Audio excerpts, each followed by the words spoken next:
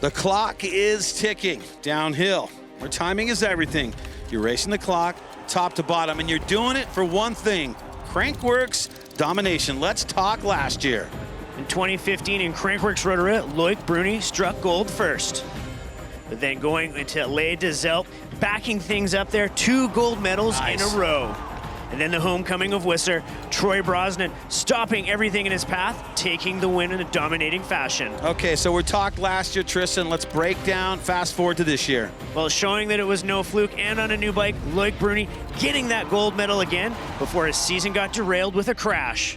But it's not all about Loic. We had some other notables. You can say that Remy Thirion, strong finish last year, 2nd place in Les des Alpes, French soil here today. Brooke McDonald as well, showing consistency in Rotorua, New Zealand. And then George Brannigan, concussion, and is out for the season. Sam Blinkensop, strong finishes all year, looking for a strong result here today. And there's your defending champ right there, King of Crankworx, and he's looking to do battle. It's stop number 2, Crankworx World Tour. A moody and misty day here on a historic downhill course in Ligier, France. With rain falling for the past 2 months, things should be quite interesting today. It's your Crankworx World Tour, stop number 2. It's your downhill, presented by iXS.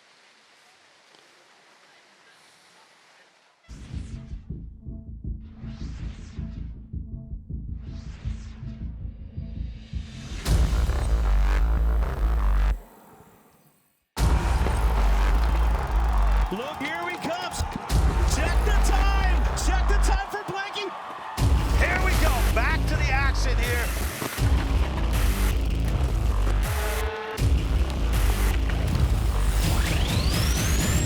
Oh, just barely too short. It looks like he is fast forward right now.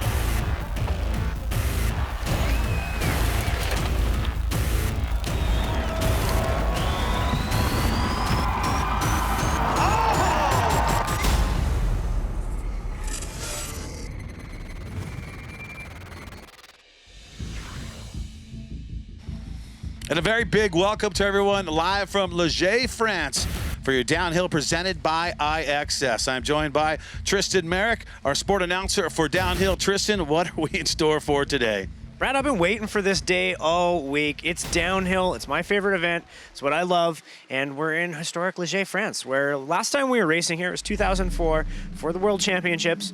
And we actually have our winner from 2004 racing here again today. Fabian Brel, his first of 3 World Championships. He won that year. And it's going to be a great day. The track's got lots of history, but we're not in a bike park. We're in a bike park region, but nobody's been riding this track because it is fresh, top to bottom. There is some old school sections in the middle, but completely different from what we see on the rest of the Crankworx World Tour, from what we see on World Cup Downhill, and from any other race on the face of this planet. Well, 3rd member of our team, let's check in with her. Hannah Bernard, you've been by during all the seating times. You've been by hanging out with the riders. What's the vibe going on down there, Hannah? Well, Brad, there's no doubt it's been a rough week here at Crankworx Ligier. We've had a number of postponed events because of weather conditions, but you know what?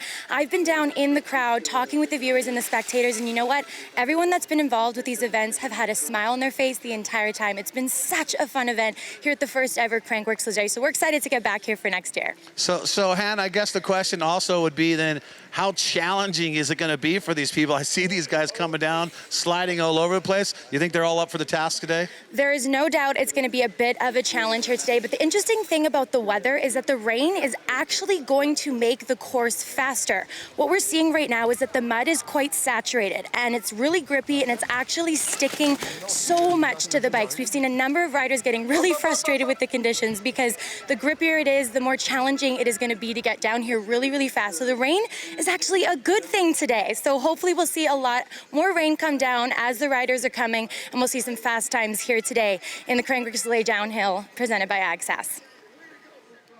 Thanks, Hannah. We'll catch up with you in a little while on that. All right, so Tristan, break down this upper section of this course for us here today. Well, this is something we don't see on any other races out there. It's up, it's completely in the open. Same start as the 2004 World Championships, and it just goes straight down the hillside. I got a chance to get out there and ride on Wednesday, nice. right off the airplane, and it was It was this weird moment for me because I've watched this race so many times in the past, and I got to go ride it before anybody else. And it was dry back then, and you can see it just goes straight down the hillside. Thanks to our little handy-dandy GPS course preview here. As it drops down the hillside, you do cross a couple roads, so there is some good-sized road gaps that you have to navigate as you come down into the Leger Village right here. And just a beauty way, you can see all the mountains in the background. So this is your actual footage right here from that day, right? This is Wednesday. This was my first lap down the hillside, and you can see how raw it is. There is no, it's not a man-made trail. It is just flagged out down the hillside. A good size gap jump right away there. Hanging out with Roman. He actually qualified second, so we'll see if he can put that together. But you can see bush on either side there. They didn't trim anything down. They didn't, build anything up here, and it's just all off camber. So for me that day, I was riding a smaller travel bike with what I would say intermediate tires, but this is where you want mud spikes so you can grip in. There was no ruts to really hook into, but you see going through unbuilt trail there, you can see there is some old school single track in there as well though, Brad. Well, that was 4 days ago, so a little bit different than it is now, right? Oh, 100% different, but it is going to ride awesome for the racers today. All right, so we're seeing the course, but can you break down some of the athletes, some of the riders that we need to be looking for here today? In terms of our women, we need to be looking forward to Casey Brown. She is no stranger to Crankworx podiums. She's pretty much won every whip-off contest she's ever entered. She was riding a short-traveled bike in Rotorua, but she's got her downhill bike here today.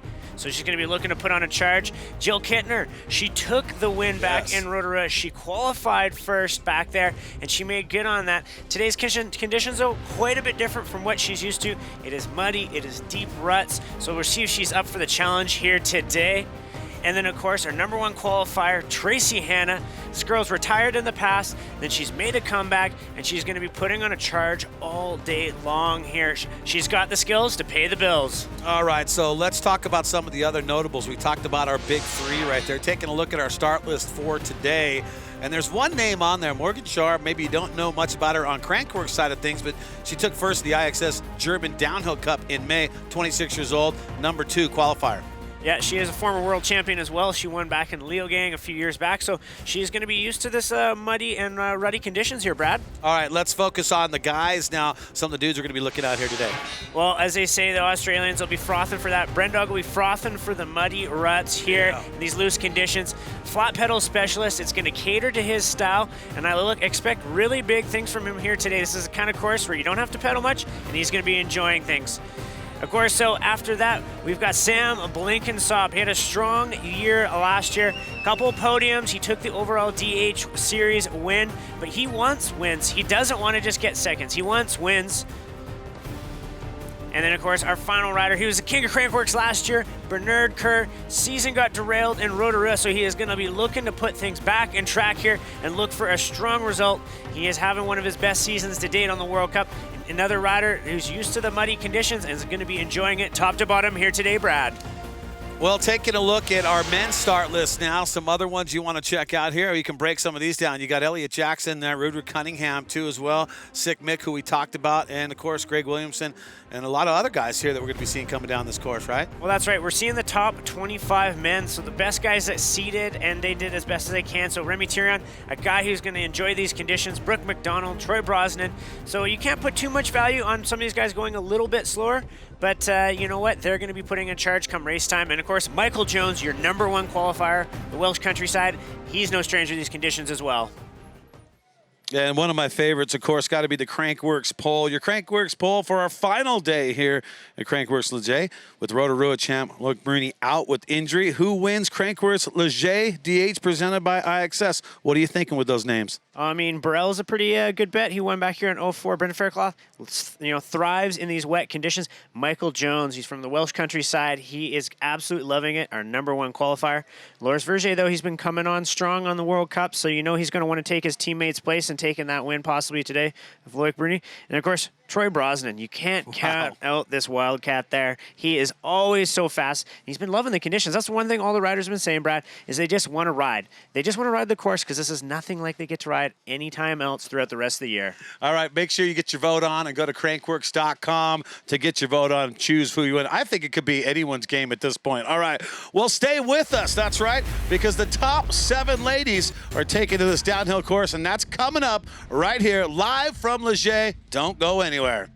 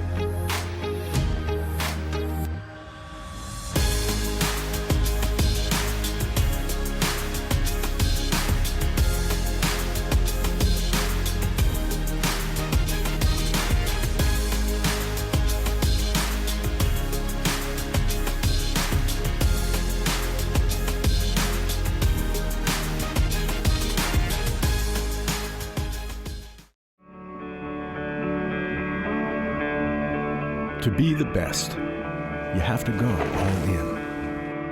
We're all in. 100% dedicated to one bike. The 12-speed cassette's 10 to 50-tooth spread gives you a 500% gear range. This is Eagle, the all-new generation of one-by drivetrain technology from the company that lives one-by. And Crankworx Leger brought to you by Whistler Mountain Bike Park. Love the feeling of being truly awake. That's a Whistler Mountain Bike Park.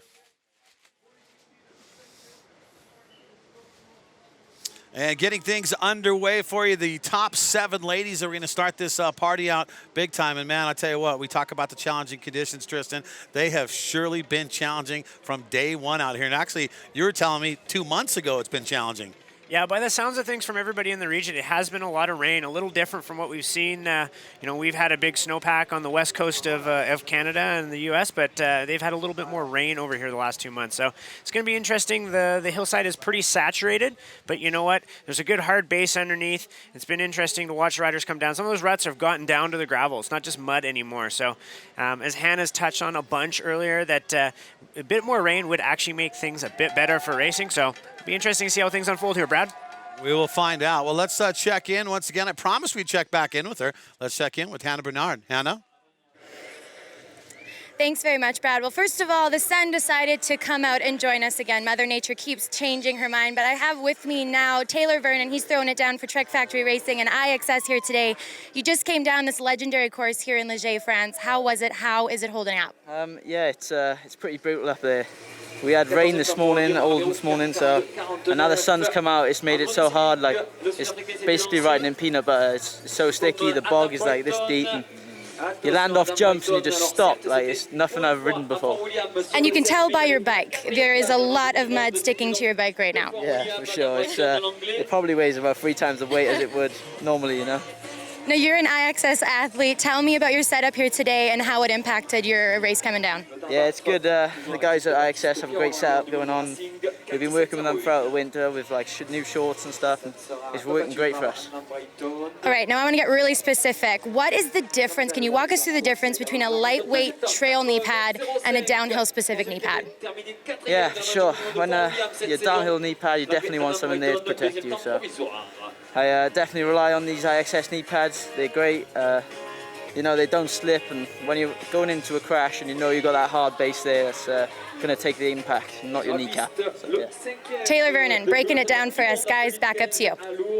All right, well, thank you so much, Hannah, for that breakdown. Boy, things look muddy out there. All right, being that this is the last event here in Leger, let's talk about the breakdown of your queen of Crankworx and see how things are stacking up. I'll tell you what, you can see how it's looking so far. These are the numbers starting from the bottom all the way up.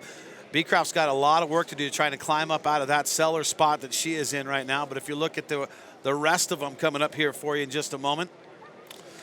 Well, I'll break it out. I'll tell you what, The one person that you're looking at that I want to talk about for sure, it's got to be Jill Kintner. Look at that, 850 points over Casey Brown. She is crushing it. Jill is laying down the hurt this year, Brad. I know she was looking forward to last year. This year, she has taken no prisoners so far. And we're only at round 2 of the series. We still got Whistler. She's still going to stack some more points. All right, let's talk about the guys here for a second. The king of Crankworx, obviously Bernard Kerr, he was the defending king of Crankworx from 2015.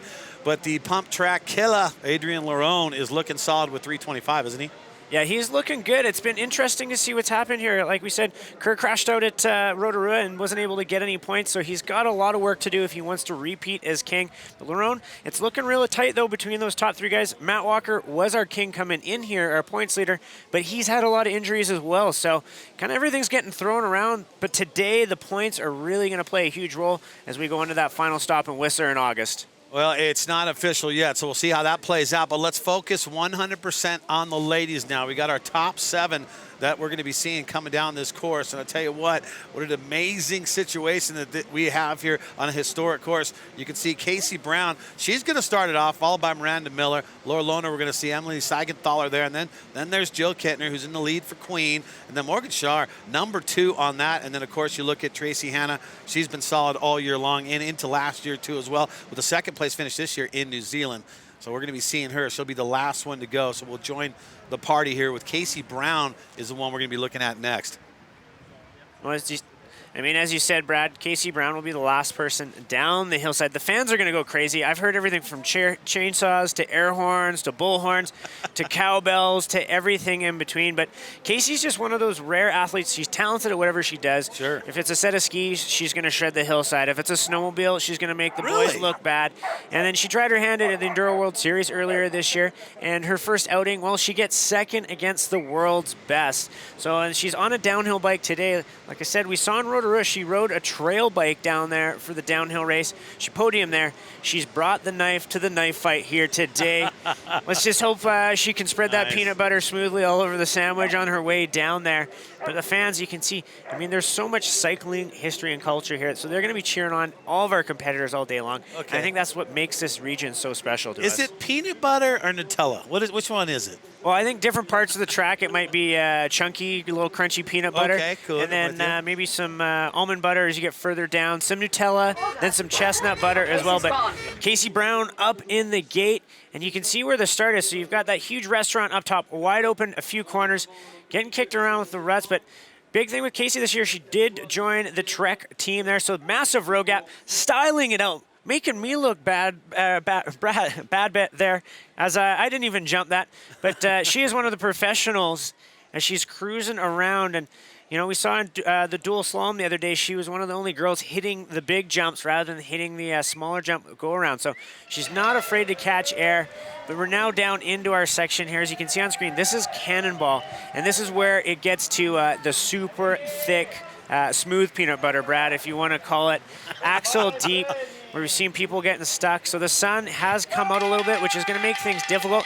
You can see her stalling out, but you want to stay on the bike. You do not want to put your hands down, because as soon as you get a bit of mud on the grips, it's going to make things extremely difficult. What a mess that she's having to deal with out here. Casey Brown, 3rd in New Zealand here earlier in the season. But she has got her work cut out for her. Not only her, but all the riders out here today, Tristan. Yeah, exactly. I mean, it's going to take one of a kind run here to clean things up. That should be a step down out of the trees, but the mud is so deep, you can't catch any air. Slide down. And then some of the ruts in these corners. So you can see a lot of the riders that normally ride clipped in are running flat pedals here this weekend to make things a lot easier on themselves. Because 1, you can transfer your weight easily, and 2, you don't have to deal with things getting jammed up in the clips. But yeah, it's hard to get your foot back into the clips if you're riding clipped in. And like you're saying, you got to be able to put your foot down, as you can see with Casey Brown right here. Well, look at how deep that rut is. But Casey, a little bit of a struggle town there today for her. Doesn't look like normally she's the first one to hit the gaps and style it out, but she's having a few issues on the way down. And we know that, I mean, it's Burley. This is a man's track, but the women are doing it. Well, while she makes her way down here, we'll check back with her, but let's check in with Miranda Miller, who is coming down from the top right now. Time to beat is a 6:41.14. Ronnie Sandler holding that time down as we get back to the thick of things here. Well, Miranda is on a tear right now. It looks like she's actually catching Casey in terms of the intervals.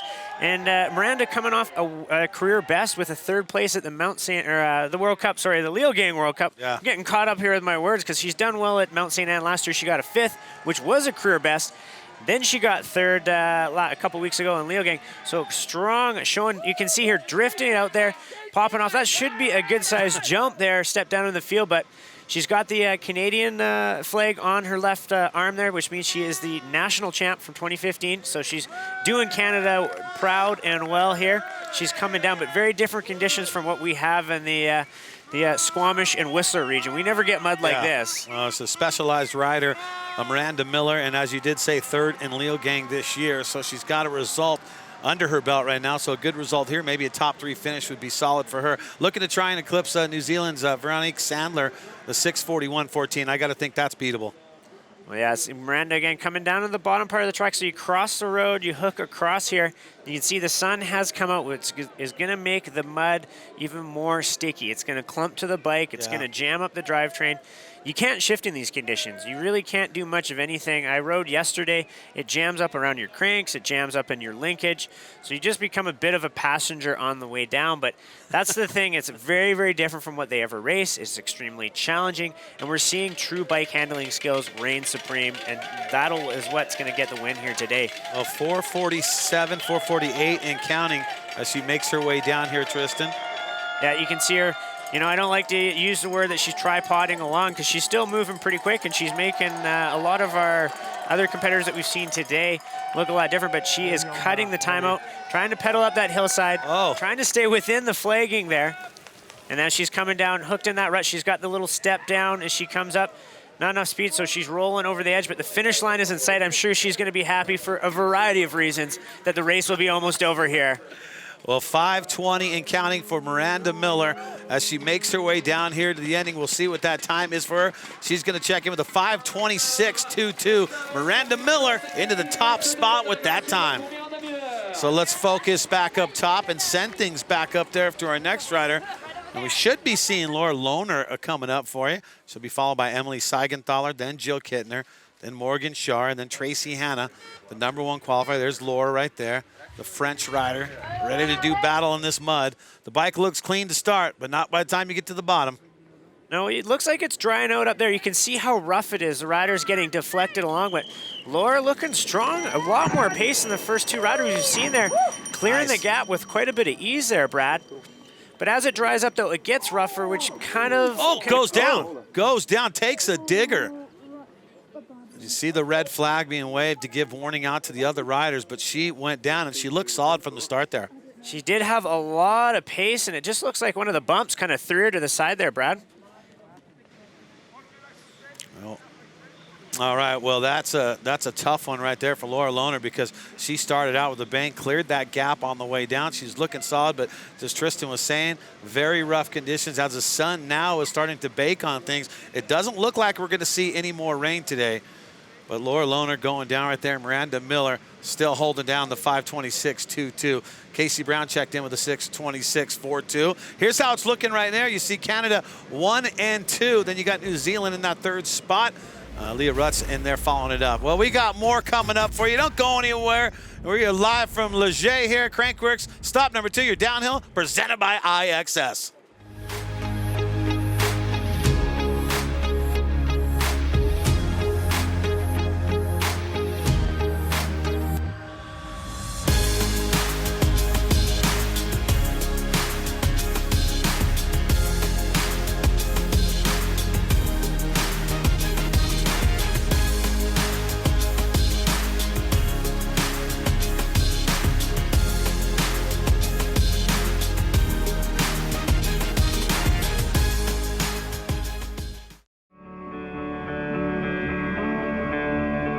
To be the best, you have to go all in.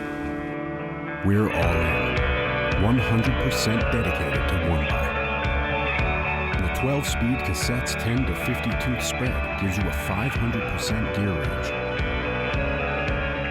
This is Eagle, the all-new generation of one-by drivetrain technology from the company that lives one-by.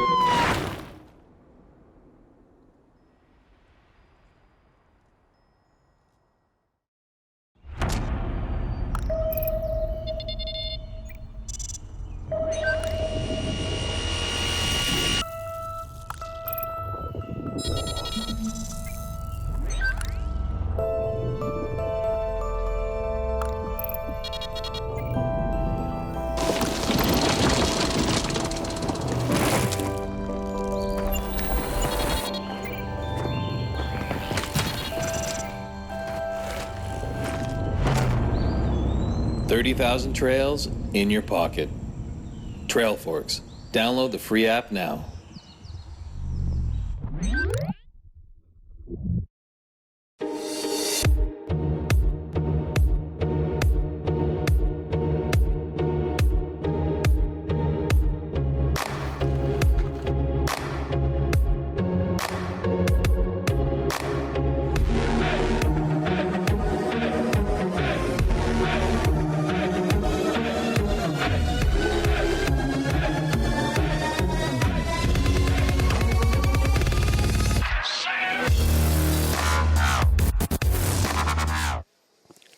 And Crankworx Leger, brought to you by Leger, where the action never stops. And brought to you by Leger Bike Park, the best bike park in Europe.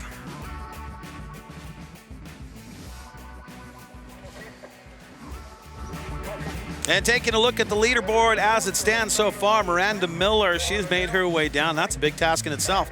5:26.22 is her time. And then you got Casey Brown. She's just about 1 minute off that top time of Miranda Miller. So you got Canada 1 and 2, but with a minute between 1 and 2, there's a lot of room in there. And we're taking a look at the helicopter. What do we got going on here, Tristan? Yeah, we saw Veronica Sander there had a bit of a spill. So standard operating procedure in the Alps, because it's a high alpine, they just bring in the helicopter. That's the quickest and easiest way to get anybody out. We don't have any updates in terms of conditions, so we don't want to speculate on anything, but we've got the best in the business here, and that's, I mean, that's just how they operate. They bring the helicopter in, which for us in North America, we'd be usually a little bit more on edge of what's going on, but for here, it's just like the quickest way to the top of the hill. Well, we're just fly the helicopter up there. There ain't no trees to deal with. I like the way you say that. Standard operating procedure right there. Well, we talk about how this course, the conditions of the course. We talk about all the mud. Well, let's check in with Hannah Bernard about this course. Hannah, are you having fun down there in the mud, in the muck? I am. It is very, very muddy. I'm fitting in really well with the racers right now. I've got mud everywhere, but it's okay. I'm doing all right. Well, you didn't bring the proper shoes, I don't think, right? Is that what's going on down there? I did not, but you know what? I'm doing okay. My shoes are just the color brown now. It's all good. That's good. Well, you know what? Right now, as you just said, the course is closed, but I've actually gotten a chance to speak with a few of the riders that have already come down. Andrew Neethling, he actually blew out a tire on that first step down. Phil Atwill, same place, blew out a tire. And then it was really interesting to hear these guys talk about this right now, and even Taylor Vernon that we got to catch up with earlier. They're riding in these conditions that they've never had to ride in before. This is totally foreign to them, so what's really going to be setting these riders apart is how they deal with the conditions. And hey, that's what DH is all about, isn't it? Sure, in 100%, indeed. You know, you talk about that. I mean, the conditions are what they are, but that also makes it probably anyone's game, don't you think? 100%. I mean, it's going to be so hard to speculate. In fantasy right now, everyone's quivering in their boots because the picks here, it's anyone's game with these conditions. Well, fantasy.crankworx.com, that's something new that we've unleashed this year. And if you didn't play on this one, you can actually get involved in Whistler. We'll be doing that again, fantasy.crankworx.com. All right, we showed you earlier the top section of the course that Tristan Merrick was able to go down and show us that part. But let's check out the second part of our course preview and take a look at it right here and talk us through this deal right here, Tristan. Well, I thought it was greasy the other day, Brad. I can't imagine what it's like right now. So this is what a pristine, fresh course looked like on Wednesday. So you can see this is some of the old school section. They have benched it out a little bit, and you got some, natural little gully action as you come down here. They've banked it, a fresh bridge across the creek, and then you come back down into this little step-down hip. But of course, they're not really catching any air off that. Huge roots here. And then this is down into Cannonball. This is where the track went back in 04. So for me, it was pretty fast. I thought I was moving slow compared to what was going to happen. But I think looking at this right now, I feel pretty good about myself of how quick I was going that day because they're pretty much cruising along. This is the uphill little creek gap, and then you can see Leger right down there behind you. Only a few more corners to go. It was green, it was grassy, but it's muddy and peanut butter right now. My gosh, that is basically night and day from what you had 4 days ago to what they're dealing with today. Aren't you glad you got to do the course preview then? Yeah, you know what? The perks of the job, I got up there early. I was kind of like, man, I'm a little jet-lagged, I'm a little tired. But I'm A-okay with that for a variety of reasons because that video would have looked a lot different if I had to do that in the mud when everybody else was practicing. Well, I tell you what, big props out to Leger and all the bike park crew and all the people that have worked on these courses and done what they could to put it together, because we were talking about it, 2 months, man. 2 months of solid rain. I think there was only 5 days of sunshine in that amount of time. So that's tough to deal with. Well, we got to give props to all the builders here that have, you know, blood, sweat, and fear and tears to making everything work. And of course, they've probably been hanging out in their rain poncho for the entire month as they were building everything. So the courses, though, you know, they've held up as good as they're going to hold up with the amount of rain we had.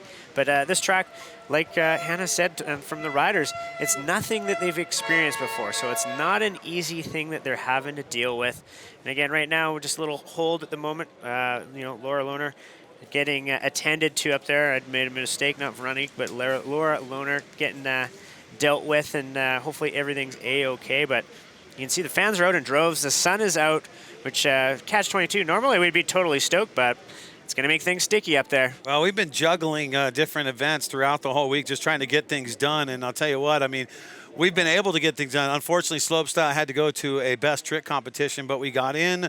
We did the dual speed and style. We did the dual slalom for the ladies on that. And then we also had a chance to do the pump track, where Jill Kittner continued her domination of pump track. Well, I want us to take a look here, and we'll kind of show you some of the stuff that went down. If you missed the pump track challenge presented by RockShox, take a look at this, because this is what we had to do with. And we had to stall this one till the next day. Yeah, I mean, we were really looking forward to that. Always a crowd favorite. And of course, so Mother Nature decided as a late entry she wanted to play on that night there. So we got derailed on the first night just because of the rain was making things very slippery. Not see if you can see riders, somebody sliding down the hillside there. But we came back the next day in the evening, Saturday evening. Things had dried out, and it was rolling extremely quick. And what a day of racing that we had, Brad. You know, the good thing is it didn't give up. It didn't happen for the day before, but we got it the next day. And when it all came down to it, Jill Kittner, she took the win.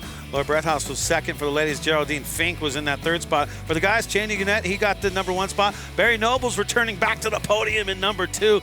And Thomas Slavic ending up in third. And that's your podium for pump track. And it took us 2 days to do it, but we did it. All right, let's check in. Hannah Bernard standing by with our current leader. Hannah?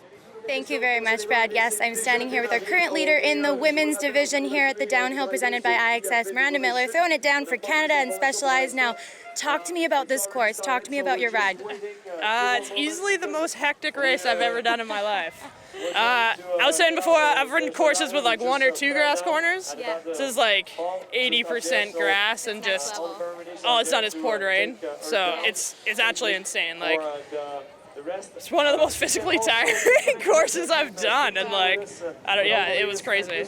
It's almost just a feat getting down here, even getting a good time, right? So, like, before you dropped in, you were talking about a little bit. What did you say to yourself? It's one of the few races I was in the start gate, and I was kind of just like, well, see how it goes. Yeah, I don't know. Expectations weren't like super high. Mm-hmm. It was a bit of just like a survival thing, like whoever can kind of get down the best. And although I was riding with Tracy, and she was killing it in practice, so yeah, it's pretty cool, I guess, to do it once. I'm glad it's not like this every weekend. And let's talk specific to Leger. It's such a historic place here in the downhill scene. What's it like to be riding here? It's pretty cool because I grew up watching all like the old race videos, and there's an old scene of like Steve Pete almost winning and like crashing right before the finish line. And that's what I've always like associated with Leger. So it's cool to come and have like an old school course and see what it was like, you know, with the tracks I used to race. And now you are the current leader for the women right now. How comfortable do you feel in the hot seat right now? I'm not really holding out for much, but hey, anything can happen. I know, it's anyone's game here today. Thank you so much for chatting with us. Guys, we'll send it back up to you. All right, thank you so much, Hannah Bernard, catching up with our leader right there, Miranda Miller, and she's not confident with that time, but like she did say, anything can happen because we've been calling that too as well. Yeah, I think all the racers are going to have the same kind of mindset today. It's hard to have a lot of confidence. You can have confidence in yourself, but it's not one of those races where you're like, this is mine. I'm going to go out and destroy it. I'm going to nail every section, and I'm going to take the win here today. It's just more like, hey, you know what? Let's just keep my hands and feet on the bike and keep the rubber side down and see what happens at the bottom according to the clock. I'll tell you what, for the last 10 years that I've been part of such an amazing event here at Crankworx, I've never seen a downhill competition as muddy as that we're seeing out here. But I'll tell you what, all right, we talk about the mud, we talk about the rain, all this, but this place is truly amazing. So much history in the 25 years of riding, and they have some amazing trails, including this one right here that we're going to show you. I'm not even going to try to pronounce the name of this thing because I will screw that one up, but it does mean the squirrel. Yeah, well, I got a chance to get out there yesterday, Brad, and ride a bunch of the trails in the Leger Bike Park, and it's just fun. The whole way down, you find some sweet spots. The squirrel here, nice, intermediate flowing trail. I wish it was as dry as that right now. It's a little greasier at the moment, but a good spot to take somebody that's new to biking. Maybe you and I could go do a run down the squirrel. This looks like maybe something right up your path. Yeah, I think this is right up my path. I think you're right on that one, Tristan. But we do talk about, the different trails out here, and this is one that you talk like about, a medium-style trail. A little something for everyone, right? Yeah, exactly. Something to challenge the beginners and the intermediate riders, but, something you can still have fun on if you're an advanced rider. Yeah, that's for sure. So the squirrel right there, one of the amazing trails out there. We still are under a red flag right now with the course. What happened was we saw Laura Lohner looked solid right out of the gate. She had a huge step down, pulled that one, and then she went down pretty hard after that. We had to fly the big bird in there, the heli, to pick her up and get her on out of here and make sure that she is okay. But right now, Veronique Sandler from New Zealand, she is in third place. She's 1.14 off that top. And then you look at Casey Brown. There you got the Canadian flag in that second spot, but she's 1 minute behind. And then there's Miranda Miller holding it down with the 5:26.22. She's not confident with that time. Well, we'll see what happens because we have 4 more ladies on their way down, and that's coming up after this.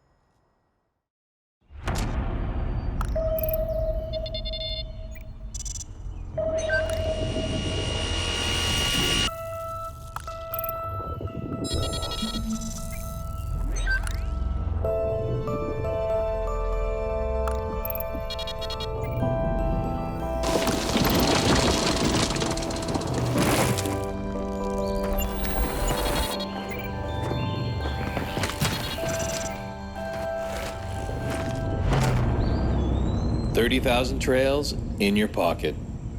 Crankworx. Download the free app now.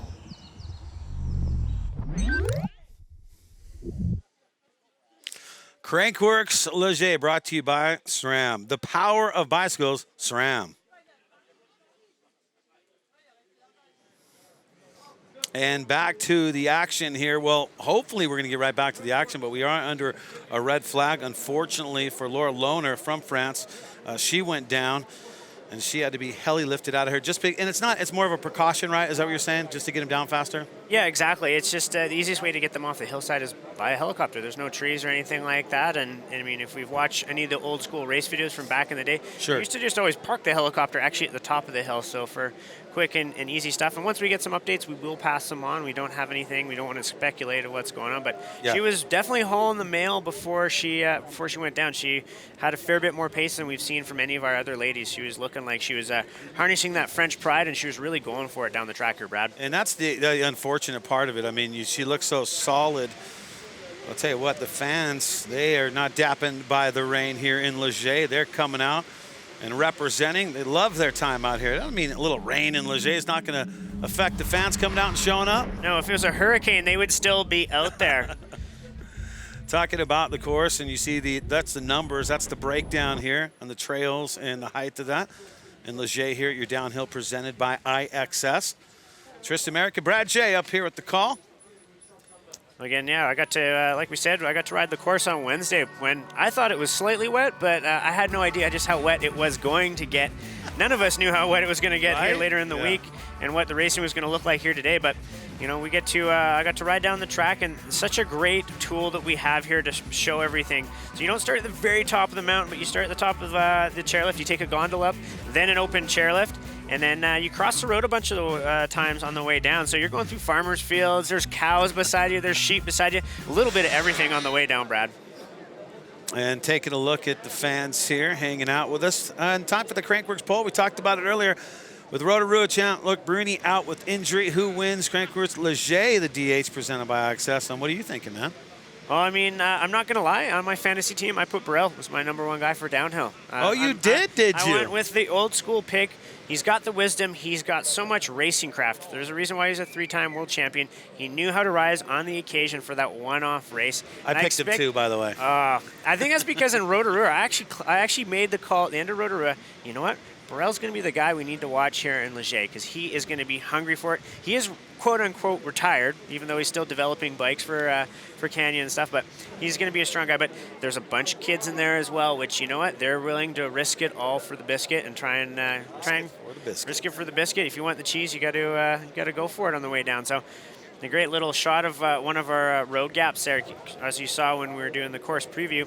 You can I rode around them, but you know, the people are still going for it, which is pretty exciting to see. Those landings are ruddy and they're very soft, so you got to make sure you land with precision. It's kind of like motocross. If you get cross-rutted, things can go really bad in a short period of time. Well, somebody that was definitely going for it was Laura Lohner from France.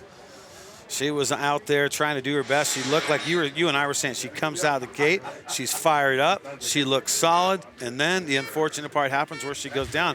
Take a look at the start here for Laura Lohner. You can see she got some good pedal strokes out of the gate and was looking quick, but the top of the course is drying out significantly. So where it was a little bit slippery, there's bigger holes. It's getting a little bit rougher, but just airing over that gap, it is huge there. And you can see maybe just getting caught out with one of the ruts as the bike just tomahawking, and they're at full pace there, Brad. They're not slowly cruising along that hillside. Oh. There's nothing, like we said, it's just a wide open grass section. So helicopter coming in, again, standard protocol here up in the French Alps too. I mean, even if it's ski season, same thing. That's how they get you out of there quicker than ever. If there's no trees to deal with, that's the fastest way off the top of the mountain. It's just getting brought out.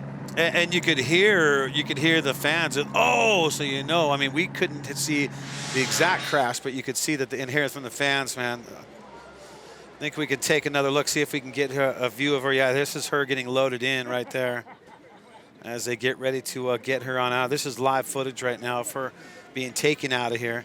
We'll continue on here in a little bit. We have 4 more ladies yet to come down. But right now, I think we're going to check in. The woman who's in second place is by the name of Casey Brown. We all know Casey Brown very well. And right now, we have Hannah Bernard, who's standing by with Casey Brown. Let's check in with him now. Hannah? Thanks very much, guys. Yes, I found another Canadian. I have Casey Brown here, and we were just chatting earlier about this course. And yes, it's gnarly conditions, but you were saying it was actually pretty fun. Talk to me about it. Yeah, it's super fun to ride. I mean, it's so loose, and up the top it's super fast, so it's really fun to ride, yeah. But to race it's another story. It's really challenging to race it, but I mean, props to everyone that made it down, because it's actually so hard to make it down. But yeah, so fun though. Can you tell us, have you ever ridden anything like this before? I've never ridden anything this sticky. Peanut butter, right? Peanut butter, yeah. That's what we've been hearing. Yeah, they've just dumped a whole lot of peanut butter on the course, and it's the stickiest stuff you can ever imagine, so that's fun. So we got a little bit of a view of you coming down, but walk us through what's going through your mind when you're coming through those really slippery sections. I'm just talking to myself the whole time, pretty much, telling myself these little key points, just look ahead, stay on your line kind of thing, yeah, but it's so hard, every time you try and stay on your line, something will kick you out and you'll be on a completely different line, so yeah, no, it's good though. It's so fun to ride with your friends and practice, and yeah, good times. Exactly, no matter what, we're having a good time. I got a chance to ask Miranda Miller this as well, but what's it like to be in such a historic place like Leger with such a deep downhill history? It's amazing. I mean, there's a lot of heroes here from when I was younger, like Anne Caroline Chachon, she's here, and it's pretty cool to see all the kind of legends come out and hear their stories of racing here in 1999 and stuff, pretty wild. Yeah, so it's pretty cool to be here and be a part of that. And now more history is being made here today in Leger. Well, thank you so much for taking the time, guys. We'll send it back up to you. Hey, thanks, Hannah. That was a great interview down there. Now, Tristan, of course, I think something that you said that kind of resonates with me a little bit is the fact that you can't just come out here and say, oh, I'm going to nail this. I'm going to nail this turn. I'm going to nail these step downs, because it's not that way when the situation and the conditions are like this, right? Yeah, not at all. I mean, and we can see our queen of Crankworx, the points stack up right there. Annika Burton in third, Casey Brown in second. So she's sitting second currently right now in the race.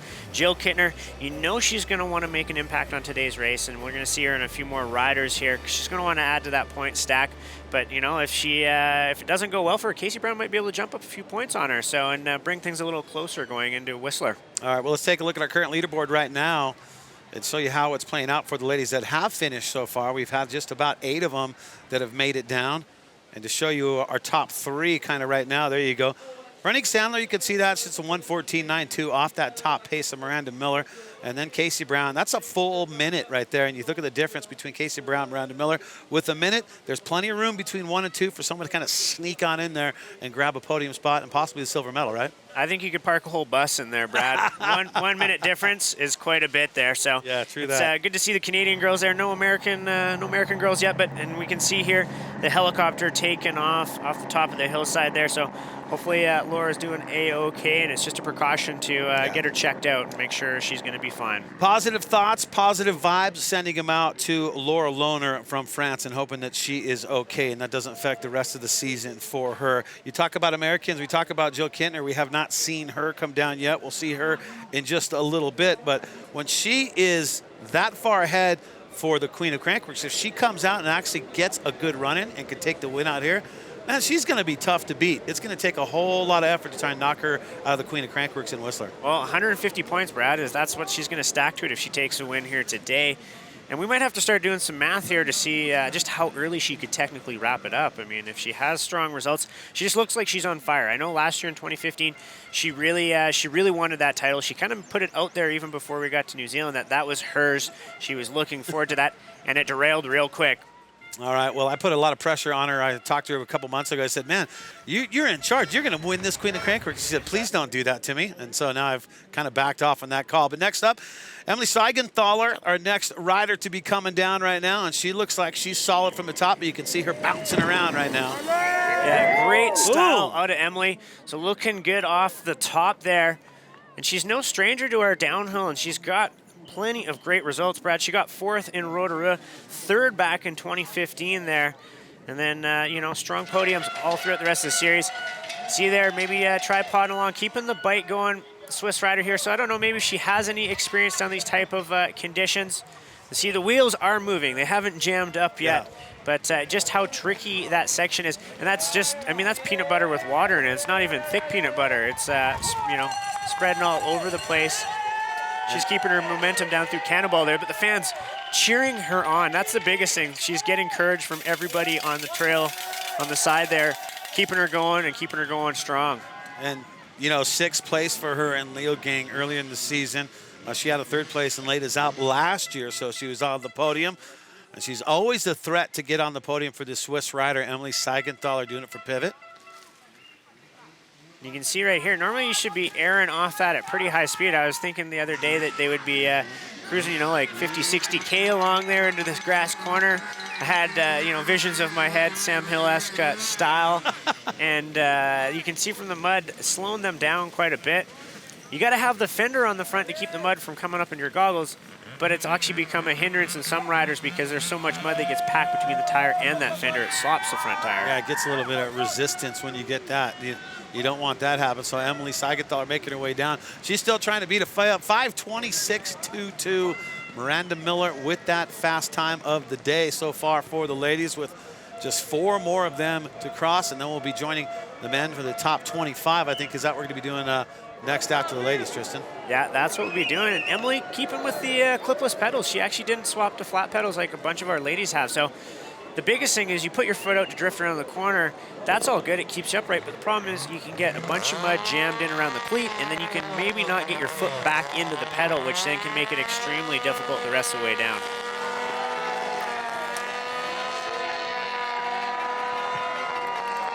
And you can see Emily making her way down, trying to get down as fast as she can, still trying to beat the 5:26.22. We've seen some overtaking out of the competitors here, and obviously because of the conditions, you're going to see stuff like that. So she's kind of scooting along the hillside there. A lot of our riders, I mean, that's kind of a key point. You got to keep your momentum up. Then you got this big left-hander, not going for the step down. She's going around the side of it there. And the finish line is now in sight for her. So I'm sure she's, heart rate's up, but she's breathing a sigh of relief as she comes across the line. Look at this right here, 5:21 and counting. And yes, she has done it. Your new leader, Emily Seigenthaler, the Swiss rider with a 5:21.69. That's going to bump Miranda Miller down to the second spot, and Casey Brown down to third. So staying with it, going clipped in. Maybe that helps her time a little bit right there, Tristan? I think so. I mean, and she's no slouch on the bike, right? She's got the Swiss flag on the left shoulder. So again, she's a national champ as well, same as Miranda. So again, they're both in a high level. But, oh, we got Jill Kittner coming into view. Quick here, Brad. She is showing up a lot quicker, a lot faster than we expected her here. Well, she got second in the whip-off. She got first in the dual slalom, and then she took first in pump track. She has a whole lot of points in the lead, large and in charge for the queen of Crankworx. She's trying to beat a 5:21.69, Tristan. She's going to have to make some moves here and get down to that line if she's going to want to take the win. Again, she won in Rotorua, so she's leading the downhill point standing, and she's going to want to keep padding that up here. So going to the left, she's going to go down through the creek. Or is she going? Oh, it almost looked like she was going to maybe think about jumping the creek there. But she's keeping the wheels going up that hillside. Extremely difficult along here, Brad. Just trying to keep the pedal strokes going, keep the momentum going forward for Jill Kittner. She's going on. She's got the step down, but rolling it. You can see how big those ruts are. This isn't a motocross track, man. This is a mountain bike track. So she's keeping it safe as she's coming down towards the finish line. Here we go, Jill Kittner. She's going to cross with a time of 5:27.87. So Jill Kittner will go into third place. Nobody challenging Emily Seigenthaler right now. She is your leader in the top spot, 5:21.69. But this girl was the #2 seed, Morgan Schar, first of the iXS German Downhill Cup in May, 26 years old. Can she do it, Tristan? Yeah, she's doing it for the Bergamot Hayes team there. So she is looking quick. She is one of the few riders, I would say, that's been comfortable with the conditions all week here, Brad. We know everybody's been talking about how much fun they've been having, but the clock does not lie, and she is up right now. She's coming in, holding it a little tight, hitting that rut there that's keeping her going. I'm sure her team manager there, Eddie Masters, will be stoked on seeing her come down, but still a lot to go. Going to the side, not going over the road gap, so playing it safe. Trying to get out of that rut there. 4:21 and counting, trying to beat a 5:21.69. A minute off that pace. Can she do it? And again, there's a full-blown little creek, AKA like kind of brook, river going behind her there. So there's a fair bit of water that you're splashing through. It's almost good, though. It clears the tires for the last one section down the trail there. Okay, she's going around the left-hand side. She's keeping it easy. That may cost her a little bit of time here. She's now coming into view of the finish line. What she got for us? Well, look at the time right here, 4:50 and counting. Check the time for Morgan Schar from France. She's gonna cross with a 4:56.50. Say hello to your new leader, Morgan Schar from France. Bam, just like that. Emily Seigenthaler down to #2. Miranda Miller going down to 3. And then there was one, and we're talking about the #1 seed, the #1 qualifier, Tracy Hanna. She's got that #1 plate on her bike for a reason, Brad, and she is going to be attacking the whole way down. Such aggressive style. I could always watch her ride day in, day out, keeping it low. There is a little bit of wind up top, so crosswind, which makes things a little risky on that road gap. That's the one thing we've seen in the past. The wind can play a huge role in this race, especially with all this wide open stuff. So you got to stay as aerodynamic as you can. She's down into the slop, down towards Cannonball. So she's keeping it going, sticking outside that rut, which is almost a good thing. It means she's not dragging her pedal through it. We're gonna have to see what the time says here. Well, she's trying to stay under 5 minutes in total time, 4:56.50. Morgan Schar with that time. That is the time to beat. Schar #1, Seigenthaler #2, Miller #3. Looking good right here, foot out. She looks like she's keeping a fair bit of pace, but she's gonna have to get down to the finish line. It'll be interesting to see if she goes for the gap. She's not a stranger of sending it on the bike. Yeah, this time looks off, though. I don't think she's going to challenge Morgan Schar unless she has an amazing lower section, because she's behind that time. No, I don't. She's, you know, that's the one thing I think with this race. There's parts where she is making it look real easy and she's looking quick. Okay, what she got here, she's coming into the first little drop within the trees. Is she going to hook to the right? Nope. Going to the left, so playing it safe there. And that's the one thing. The rut probably starts hooking to the left, Sure. so even if you wanted to go for the gap, you would take a fair bit of effort to get out of that and then get across. But like you said, I don't know if the time's going to be enough here. She's putting all the effort into it. We talked about it before. It's just a luck of the draw. There you go. She's after time, so that means Morgan Shar going to take the win out here. Tracy Hanna could do nothing but just try to see if she can challenge for a podium position now. Here she goes right now, 5:12 and counting.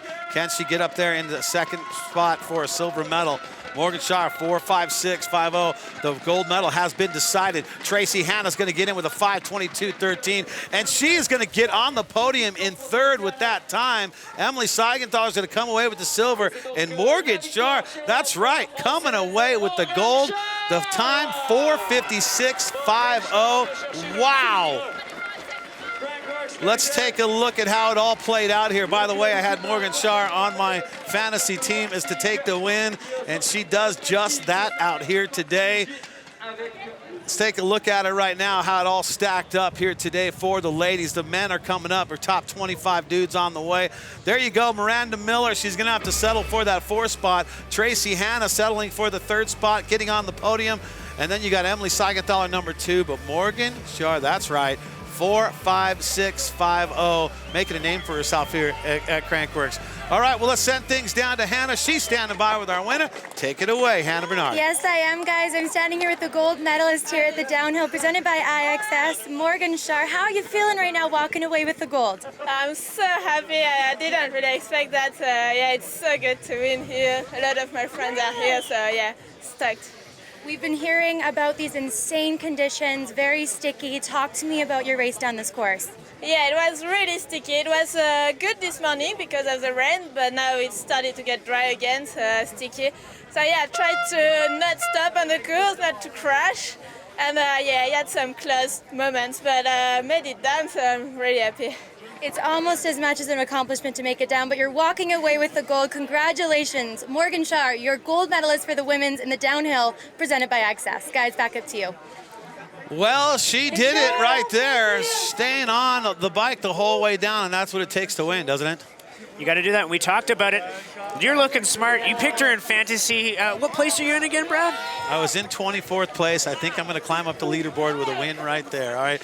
So congratulations are in order for Morgan Shar right there. 4.56.50. That'll get her done out here, and that'll put a gold medal around her neck. Emily Seigenthaler, she'll take that silver medal, and Tracy Hanna will come away with the bronze. Well, the guys, we're stacking them, we're racking them, and they're coming up next. It's your downhill presented by iXS.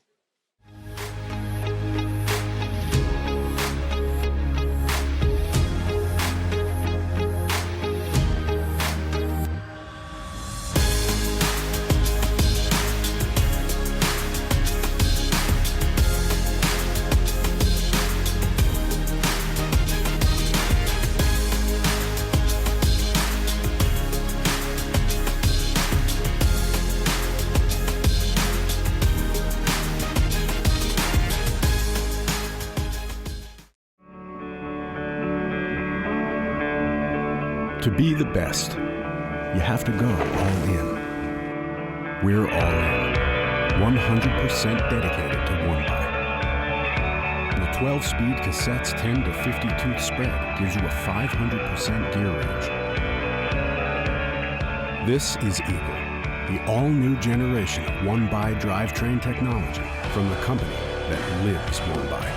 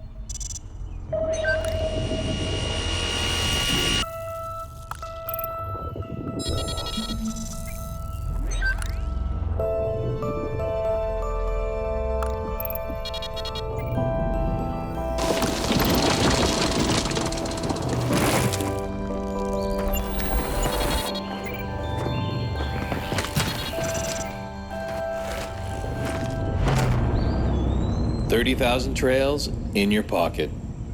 Crankworx. Download the free app now.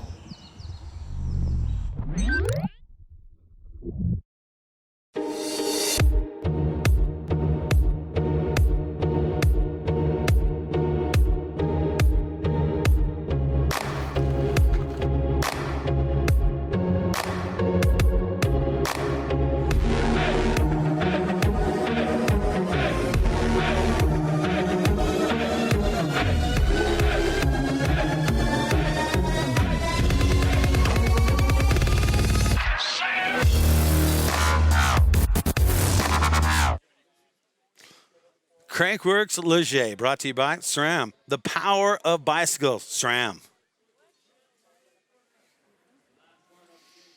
And by Leger Bike Park, the best bike park in all of Europe. Well, that was a barn burner for the ladies out here. They are done, and congratulations to Morgenstern taking the win out there. But I'll tell you what, the woman who's large and in charge right now for Queen of Crankworx, she's got a whole lot of points. There it is, 890 points. Casey Brown, the closest one to her, 575. We're talking about USA's very own Jill Kittner, and right now, Hannah Bernard is standing by with Jill. Hannah? Yes, I am standing here with the Lady of the Hour. We talked to Jill at the beginning of this week, and you were first in the contention for the Queen of Crankworx title. You're still there. You're at 890 points. How good does that feel? It feels good. I definitely feel like I've had to earn these points. It's like been relentless back to back, and then today was like no picnic either, like downhill practice, right into pump track, like finals, like 2 a day. So yeah, I feel like I've had to earn it, and like this is my main point, like series this year. So I really wanted to come out strong and put in some good wins to the system. Sorry, I just finished downhill. I'm pretty exhausted. I was rolling around in the mud. You deserve to be tired, Jill. You've been competing all week. You've had an incredible week. You've been on podiums all week. Talk to us about your experience here at Crankworx Leger. Yeah, I mean, anytime you come to Europe, you get a little bit different vibe, so it makes the series really well-rounded, you know, like Rutty was like hot and dry, and then we come here and it's like completely muddy and like just different experience. So yeah, you get kind of a world-rounded experience, and then pretty excited to head home like for Whistler, you know, like I live 2 hours from there, so it's a nice way to top off a really nice series. Can you talk about what it would mean to walk away with the Queen of Crankworx title for 2016? I mean, hopefully I'm a little richer, you know, like that's, it's such a good experience. I mean, it's world-class competition and like back-to-back events and a lot of prize money. So, I mean, it's going to draw people in, and luckily I have a nice, well-rounded skill set to be competitive. But, you know, it's going to be tight, and Casey and Annika and whoever else, Tracy. So, yeah, it's a good series. You got a convincing lead going into Crankworx Whistler. Congratulations, Jill. Guys, back up to you. Holy crap. I mean, she does have a convincing lead. It's like over 300 points is what she has, but there's more DH races in Whistler, not just one like we see in Rotorua and Leger. Here's a look at our start list, some of the notables we're seeing here, right, Tristan? Yeah, we're getting straight into it. McCann will be one of the few guys. Sam Blankenship, Greg Williamson, Bernard Kerr. You know he's going to be one to do well. Remy Thirion, Brooke McDonald, Troy Brosnan, Marcelo Gutierrez, Shark Attack, Jack Moore, Fabian Burrell, Joe Smith, Loris Verge, and of course Michael Jones, the #1 qualifier from yesterday. You know he's going to be looking forward to these conditions. It's going to be difficult, but if he can pull it out, he's going to have a great result here today. Yeah, that's Mike Jones, the rider, not the rapper right there out of Great Britain, doing it for Chain Reaction. We'll be seeing him. He's the last guy to go, and his time in seeding was a 3:54.50. That's below the 4-minute mark. And we saw only, I think, 5 or 6 below that 4-minute mark. You think we're going to see below 4s with the guys now? I don't think so. I think the mud's getting a lot stickier. Sure. So we've got our first male rider out of the gate again. Top 25 is what you guys are going to be seeing at home right now. We're down into the fastest. And the guys are looking quick right away out of the top there, staying low over that gap. You can see the bike kicked a little bit on the landing, probably a little bit of a cross rut action there, Brad. Is it something where you just try to avoid all the ruts at this point because you just don't want to get caught in one of them and go over the bars, right? Well, really, if you wanted to avoid all the ruts, you'd have to ride outside of the tape. You'd get disqualified. So you can ride in between the tape. Sure. You're in the ruts. It's just trying to find the fastest rut that's going to keep you going. And you can see here, he is looking quick down through Cannonball there, keeping the momentum going. and dropping out a little bit to the side. You can see some of the women were kind of just slotting into the middle. Our guys showing some different lines, a little bit more strength, right? So they're going to be able to hold off in those ruts and keep the pace going. Well, the time he is ticking away for him at 2:56 as he makes his way down. Taking a look at him over here down the little step down. That was a bigger jump, you said, earlier in the week, but not now. It's all muddied up, right? Well, it all comes down to speed. And that rut, though, that was a flat grass corner, Brad, on Wednesday when I rode it. Not a 2.5-foot deep rut that you got to navigate with the mud in there as well. You look at the time to beat right now, Piron with a 4:17. You got Brayton in second, Dale in that third spot. So 4:17 is the time to beat. We saw times below the 4-minute mark. So we're just wondering if we're going to see the same thing out here today. And again, you can, you hear I'm pretty sure I hear chainsaw rumbling in the background. So sure do. Like we keep talking about, the French fans going crazy. They've got every type of noise-making device you could ever imagine, homemade, store-bought, to cheer on their favorite riders here. So as he's making it his way down right now, Benjamin Stalle from France, 3:49 and counting. He's trying to beat that 4:17. So if he could do that, he would take over Baptiste Piron with that top time of the 4:17.01. Oh, going for the road gap, Yeah. barely got onto it. So again, like I said, there was probably a good sized rut. He had to get out of that, got the creek jump there, getting the uphill. Now coming down, only a few more corners to go. Things are drying up a little bit. Oh, just slotting into that rut. Oh, looking like he maybe went a little off course, Brad. I can hear people cheering down near the finish line. He's not going to challenge the top time, 4:25. So we're going to head back up top here and check in with Elliott Jackson because he's not going to challenge. Here's a look at Elliott Jackson right now doing it for Pivot Racing out of the U.S., 26 years old. He was 7th, a top 10 finish in New Zealand this year. Last year he got on the podium in New Zealand. Let's see what he can do here. Yeah, like you said, Brad, he got that second last year in 2015. Bit of a surprise result. He's always got style, he's got pace, but he's never been able to really put together a run. So we're going to have to see what he does here. This is a California kid in the mud here in France. Not sure if it's going to be the conditions that'll play to his advantage. He usually loves big, gnarly gaps, dry, loose, dusty conditions. Getting outside the rut, setting up wide, and staying inside. So smart line choice right there by Elliott Jackson. So Baptiste Piron at the 4:17. I don't think Elliott's going to challenge that one. Well, he's also from California, as you were saying. That's a drought area. There's been no rain there. So he's not used to being in this kind of mud for sure. No, not at all, but he's looking still pretty fresh as he's coming down here. It's kind of hard. You can't really have a game plan on how to... Here we go, down towards the finish. Look at the time. Wait a minute. Check the time here. Elliott Jackson going to cross a 4:11.90 into the top spot for him. He has done it for the time being. All he can do is sit and wait now. Well, this is Rory Cunningham, Brad. And a guy is very strong, no stranger to the mud ruts, from Great Britain. Shout out to Cy Patton. I'm sure he's cheering on his fellow countrymen right now. But Rory looking like he has got some pace through that rut there, pedaling away a lot of the other riders. Oh, having issues with the gap. Look at how deep that mud is. Completely caked, his handlebar drenched in it. And that might be all she wrote from there. You're gonna have a loose grip. You're not gonna be able to hang on after that. And the wheel actually stopped moving. Look at how much mud is in that fender as he's trying to get the bike rolling again. As he's kicking the front fender and losing. That's just frustration all over the place right there for Rory Cunningham. Now we'll go back up to the start area, and here we go. Sick Mick Hanna, 11th in Leo Gang earlier in the season. A whole bunch of podiums all the way through Crankworx. Let's see if Sick Mick can hold on.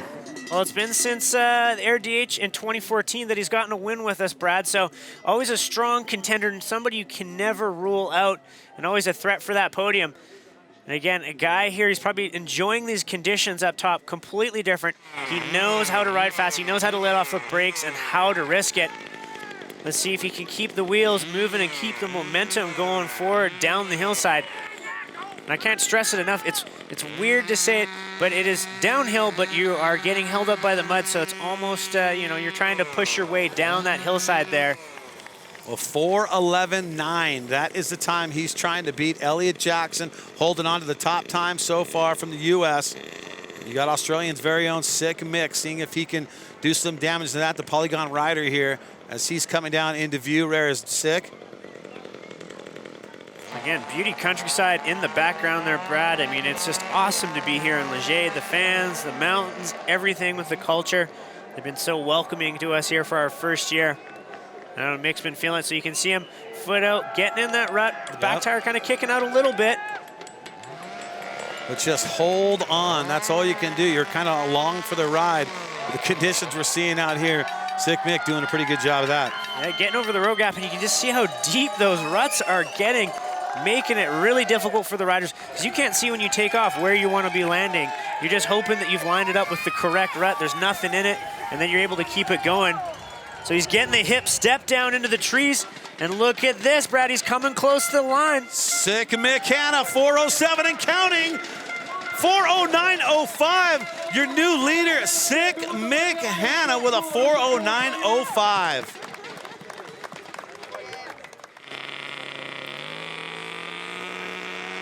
Of 21, here we got Florian Payet. He is coming down, another one of the French riders. Again, harnessing all the crowd, all their patriotism to try and make it down as fast as they can. Florian got 6th last year in Les des Alpes in our Air DH, sorry, or not, and then 2014, sorry, not 2015, 2014. Always somebody, any of the French riders, Brad, they're always a threat for the podium. It doesn't matter how they do in any other series or in any other race. We're in France, they are French, and they are going to do well. Well, 30 years old, 12th in Fort Williams, 12th in Lourdes. This is Florent Payen right now from France. Doing it for Volvo Racing as he makes his way down, trying to beat a 409.05. That's what Mick Hanna has. Getting over the gap there, now into the creek jump. You can just see fans just all over the place. Getting a little squirrely there, front tire drifting out a little bit around the side, but the gloves are still looking clean. They're nice and bright and yellow. Look at the time there, 3:52. Hey, this could be one right now. Florent gonna come across his time. Look at this, 4 minutes, 0.15. Florent Payet from France taking care of business with that time. And looking like that, Brad, he's completely clean, throwing the hands up to the fans. So if you risk it, you stay on the bike while you can take out a huge amount of time. We talked about that 4-minute mark, pretty much right on it to the dot. Are we gonna see anybody drop below that? It's gonna be interesting to see how it plays out here. Hey, Eric, see that, the 4-minute mark right there. Now you look at what happened in seating. Only 6 people were able to get, 6 of the riders were able to stay under that 4-minute mark. So that's a pretty good spot to be in there, but conditions deteriorating out there. We'll see if that's the fastest time. Well, it'll be interesting. I think, you know, up top it has dried out, so maybe the speed's picking up there. It may be getting a little stickier down below, but we got the final creek gap right there. And then sliding through the bottom. The rider's getting in the hot seat there. That hot seat not going to be looking clean for very long. Yeah, picked the wrong color. We should have got a brown hot seat. Alex Marin Trujillo from Spain, the youngster, only 19 years old, a 13th in Fort William, a 16th in Leogang. And here he comes. He's on the pedals here, Tristan. Yeah, doing it for Giant Factory Off-Road Racing. Staying low, the flag and tape fluttering in the wind there. So there's probably a little bit. That has decided races here in the past. If the wind does pick up, it can slow you down. Now down into the lower section of the track here. The riders, some of these guys looking pretty good through here. Navigating them spider routes, trying to keep the momentum going through the cannonball there. A little left, right, left as they come out. And lots of preparation from the mechanics this week, Brad. I mean, they're the unsung heroes all week long. They've been preparing the bike, doing maintenance, helping set up. So especially goggle guys as well, setting up that. You can see Alex has got the roll-offs on there. So there's a little thing that he can pulls a band of plastic across the lens, which clears things out. So that looks like a pretty good time for the youngster, Alex Marin Trujillo from Spain now. 3:06 and counting. Still trying to beat that 4-minute, 0.15. Florent Payen with that one. And when he was looking down a little bit earlier on, checking out the drivetrain, I think he was trying to make sure that chain is on there. You don't want to be shifting around. You want to stay in whatever gear you start with, just purely because there's so much muck coming off that front tire. It starts clogging up the cassette. So whatever gear you're in, you don't want to be shifting around because then it'll start jumping on you. Well, Alex just trying to keep it together. He's trying to beat that 4-minute. Remember, we only saw 6 times in seeding yesterday that were under the 4-minute mark. So that's a good time to have, and conditions have gotten a little bit worse. It's a little stickier. So is it a little bit slower? Only time's going to tell, Tristan. You can see here, he is off the time right now, but this guy, like you said, he's only 19. You've seen him race as a 16 to 18-year-old in Whistler. He did get second in the Canadian Open back in 2014. So somebody that's just finding his feet in the elite ranks, getting a little drifty coming into that creek out there. He was tripoding on that in-run. So. And you can see here, look at how, I wish we could get another view. That is like a 6-inch deep rut on the takeoff of that last jump, Brad. It looked so good the other day, but now it is still good, but it's so difficult, so much technical skill to get into it. So 4:24.63. That's going to be the time for him. And Florent Payen from France holding it down still, the 4-minute, 0.15. But now Blanky, Sam Blankensop, the Kiwi on course. Well, it may be muddy for this guy, but he is still just pinning it the whole way down. The thing with Sam is he has gotten a World Cup win in the past in Schladming, Austria, in similar extremely muddy, out-of-control conditions. That was a long time ago. His loose style, hanging off the back of the bike. We'll see, he used to be a flat pedal rider. He did go to clips. We'll see if he swapped back to flat pedals for here today. Harness that old school style that he has. Coming in, and this gap, Brad, this is so gnarly. Those riders are barely making it over it because it's just nothing but ruts in the landing. Look at a motocross track rut. That is what they're dealing with right there. Blanky the time, 3:58. He's not going to be able to take that time out. Still a strong showing though, Brad. Very strong showing, 4:04, 4:05. Here he comes, Blanky crossing. His time is going to check in with a 4:09.43. That's 9.28 off that top pace of our French rider. Well, next up in the gate, Greg Williamson from Great Britain, doing it for the Cube downhill team. Teammates with Matt Walker, who was leading the king of Crankworx Point, coming in here, and he is looking fresh, putting in the charge up top there. Lots of body English, working every bit of the terrain up there. You find the backside of any of those little rollers in the grass there, and you can start generating a lot of speed in a short period of time. Well, you know, he did have a good finish earlier. He does have a result, 7th, Fort Williams here in this year. 24 years old, doing it for Cube Global. So 3:20.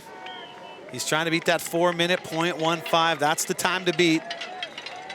And just looking at some of the visuals we got here, Brad, it looking like things are speeding up in the grassy, wide open sections. It's looking like there's a bit more momentum out of our racers up top and in the lower section. I'm guessing, though, if it's drying out there, it means that middle section of the course is getting stickier and slower. Oh, I tell you, this takes everything out of him just to clear that gap right there with the conditions as they are. Greg looking good right here. Kind of 2 more corners to go coming in. Getting in that rut, airing it out, almost dragging his feet on the ground there. So not going to take the top time, but getting those extra strokes in. The time going to be a 4:04.67. 4:04.67. So taking a look how things are playing out thus far. Plenty of more riders to come down this course, and you can see Florent Payen holding down 4-minute, 1:05 the top spot. Greg Williamson checking in. There's some time in between there. Sick Mick in that 3rd spot, and right now we'll send it downstairs. Anna Bernard standing by with our current leader. Anna? Thanks very much, guys. Yes, I'm here with our current leader here in the downhill presented by iXS, Florent Payen. Now, talk to me about your ride down this course. We were chatting earlier, and you said you just had to keep looking ahead so you didn't see what was right in front of you. But tell me about your ride.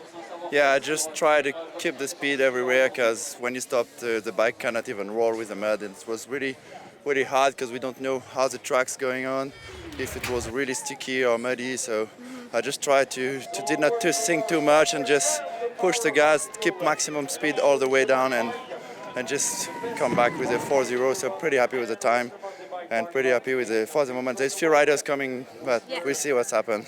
Thanks for taking the time. Guys, back up to you. Pierre-Charles George now on course, 30 years old, another French rider. And I got to think, does this course favor the Frenchies out here today, Tristan?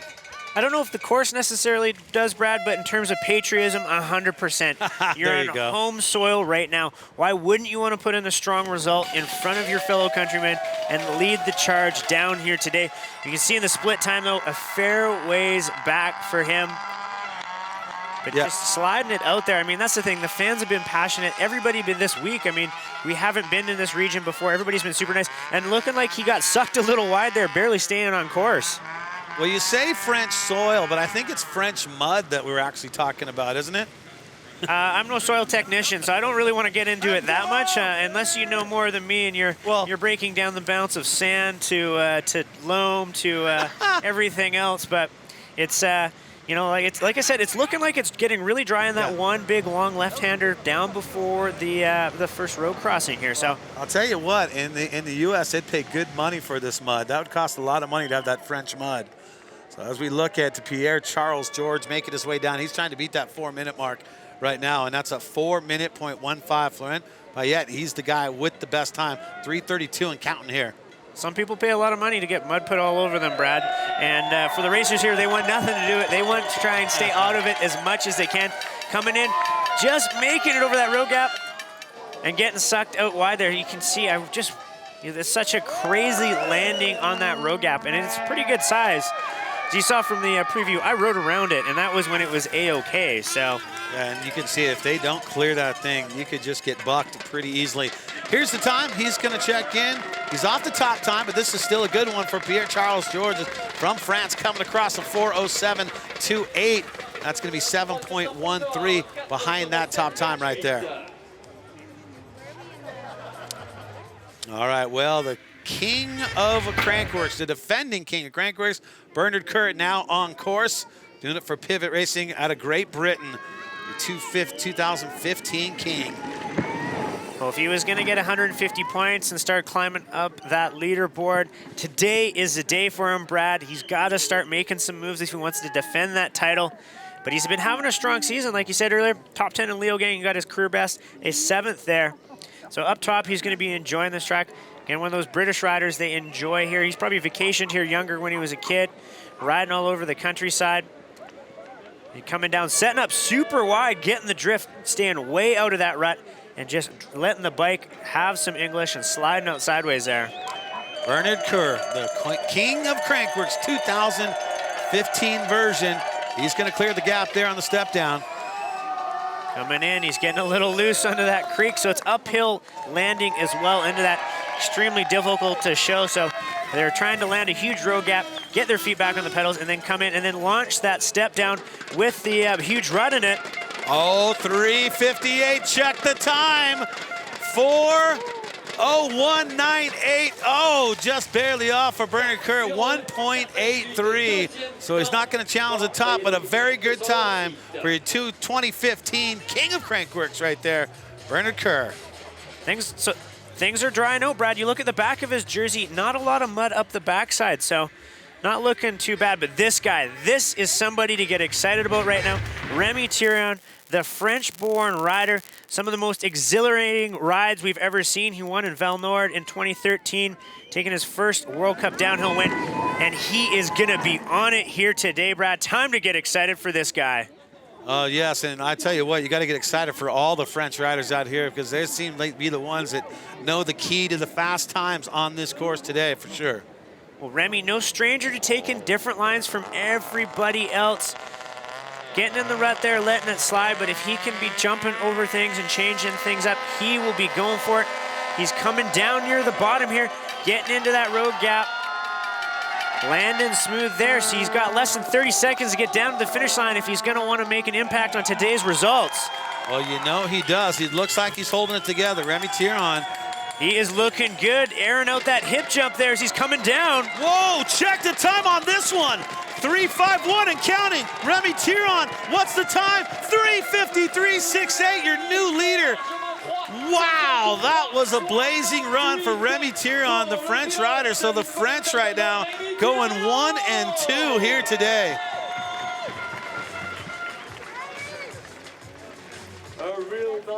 And what a run by Remy there, Brad. That is just showing the commitment and the style that he has, attacking the whole way down the track.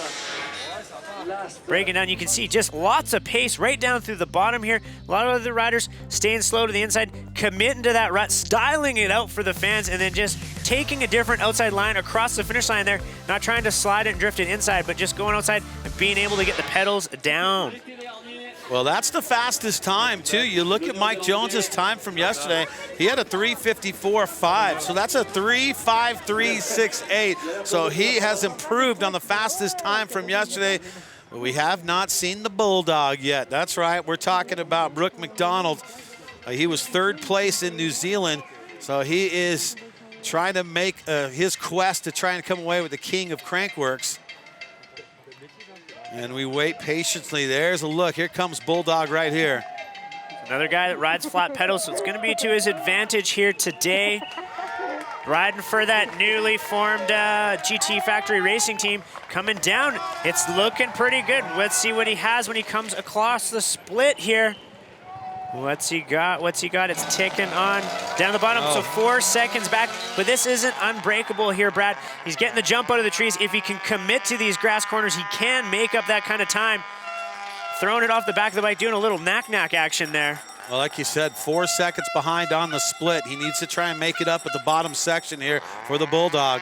In regular dry conditions, 4 seconds, no way. But in the mud, the ruts, this loose, challenging terrain, this is the kind of thing where you can make up that kind of time if you have the lower section of your dreams. You can see there, drifting out. He is looking good here. Holding in that rut. Again, that section really starting to speed up.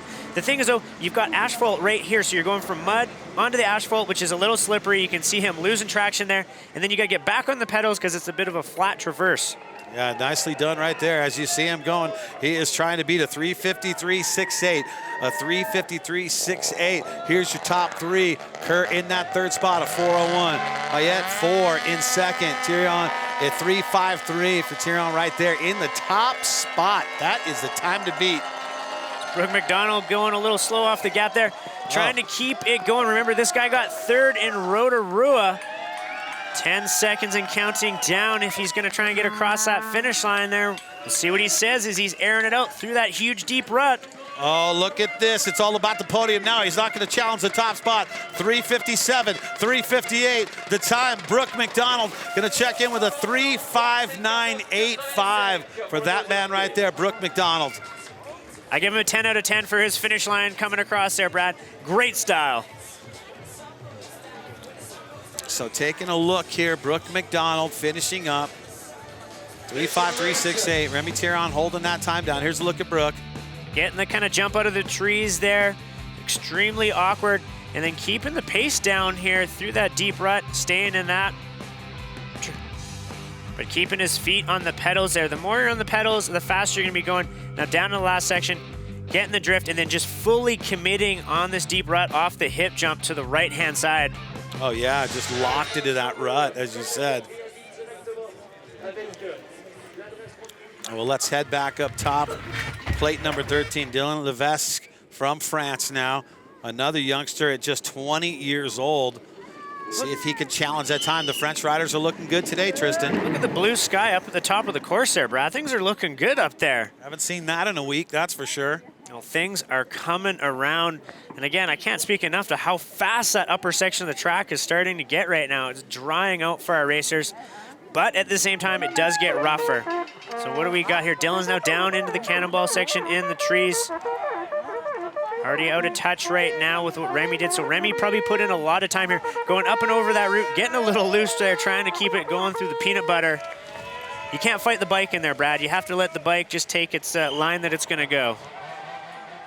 Yeah, the split time is not going to challenge. Look, 15 off for Dylan right there. So Dylan not going to be able to shoot for the podium, just trying to get down to one piece here and finish the race. I think the biggest thing, though, Brad, is there's a lot of people we haven't seen at Crankworx in the past, and that is the beauty of us being in Leger at a track that's got so much, so much history. So a lot of people coming out of the woodwork that we normally wouldn't see, signing up for this race. And I'm already looking forward to next year, just seeing how big it's going to get in the future. Well, indeed. You know, you kind of hope for maybe some drier conditions next season or next year when we come out here. But this is what it's all about. It's not about having rain delays. When it rains, it doesn't matter. You get out there and you compete with all the other riders. Oh, knacking it there, going out wide, getting the bike, drifting out. So Maybe he had a different line thinking it was going to be a little bit wetter, but it is starting to dry up. You can see, though, there that asphalt extremely slippery with all the mud that's been dragged across. Dylan Levesque, the 20-year-old French rider, time ticking away. He's not going to be able to challenge that time of Remy Tiron with the 3:53.68. Once again, no one has put that fast of a time out. We didn't see that in seeding yesterday. So Remy, the fastest time between the 2 days with that 3:53.68, Tristan. Oh. So Huck. So he is not in contention, but let's focus on a guy who can be in contention. We're talking about none other than Troy Brosnan now. Yeah, he has been loving the course all week long here, Brad. He's been one of the riders that's been outspoken on social media saying, I'm just having fun out here. I'm enjoying it. We never get to ride this. One person that's maybe not having as much fun is mechanic Aaron, because he's got to clean it off the bike. He would do a lap, come down, power wash the bike, go back up another lap. You had to wash the bike each and every time. But look at Troy here. He is flying down the course, showing why he is one of the fastest in the world, while he's never really off the podium at a World Cup. So he's going inside. He's not going out, holding on to that rut as the clock is ticking on here. And look at this. Well, he's currently ranked number 2 on the UCI, 23 years old, first of the Canadian Open last year. He won that in the Canadian Open last year, and he got 5th in Fort Williams this year, 4th in Lords. So he's having a good season from last year all the way to this year. He's really going to have to start attacking the track here. Remy must have put in one heck of a run, because he is the clock is ticking on. He's got about less than 20 seconds to get down. Troy just having fun like we talked about. Oh, getting a little loose there off the landing on that road gap. Troy Brosnan, 3:48 and counting. The crowd is going wild for the young Aussie, but he is not going to be able to beat that time. Remy was on a flyer, so here we go. And that's going to do it for Troy Brosnan. He's going to settle for the 4:03. Let's head back up top for our next riders. I think it's Melvin Pons we should be seeing from France. Should be our next guy, plate number 11. And he was a 4:03.47 yesterday for Melvin.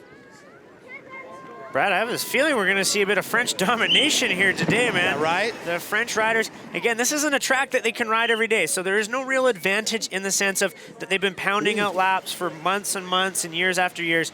This is all fresh in the grass up top there. Getting loose in that rut. He is committing, though. Look at that. Keeping the speed going, not touching the brakes whatsoever. Let's see what Melvin has got for us here in the lower part of the track. Melvin Pons trying to beat the 3:53.68. Remy Tiron, fellow countryman, putting that time in. That's the flyer right there, the 3:53.68. But here comes Melvin. Let's see if he can challenge it. Looking good down through the S corners here. Probably knowing he's got to commit to this road gap. The rut hooking them out. Looking like things are drying out to get more speed, though. So he's staying to the inside. Now coming into that uphill creek gap. 10 seconds to go. Let's see what he's got here.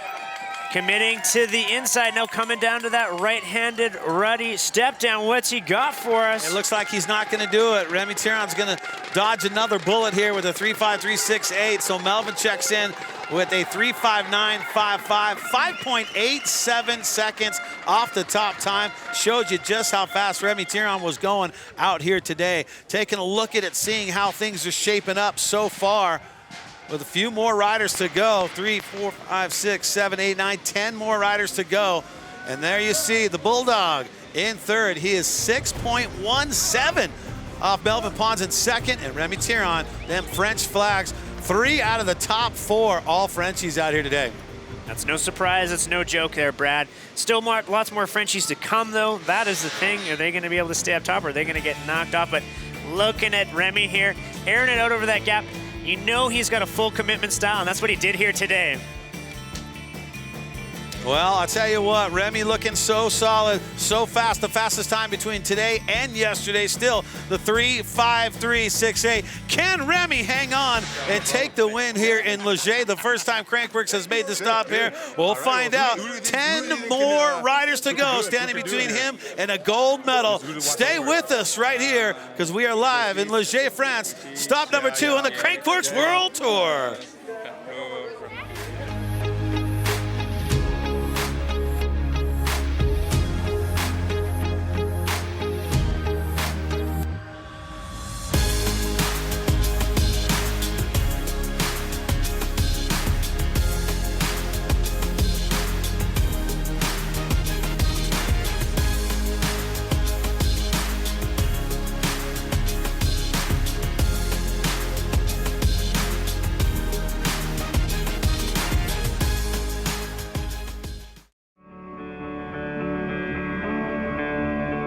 To be the best, you have to go all in. We're all in.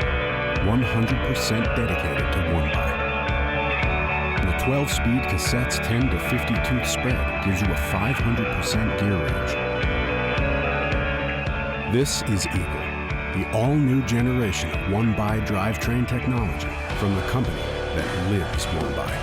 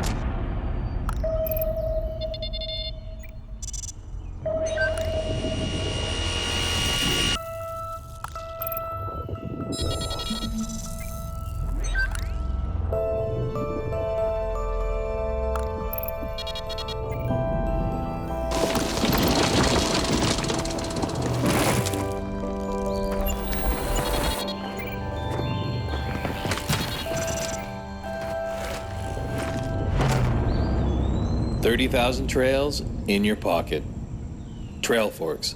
Download the free app now.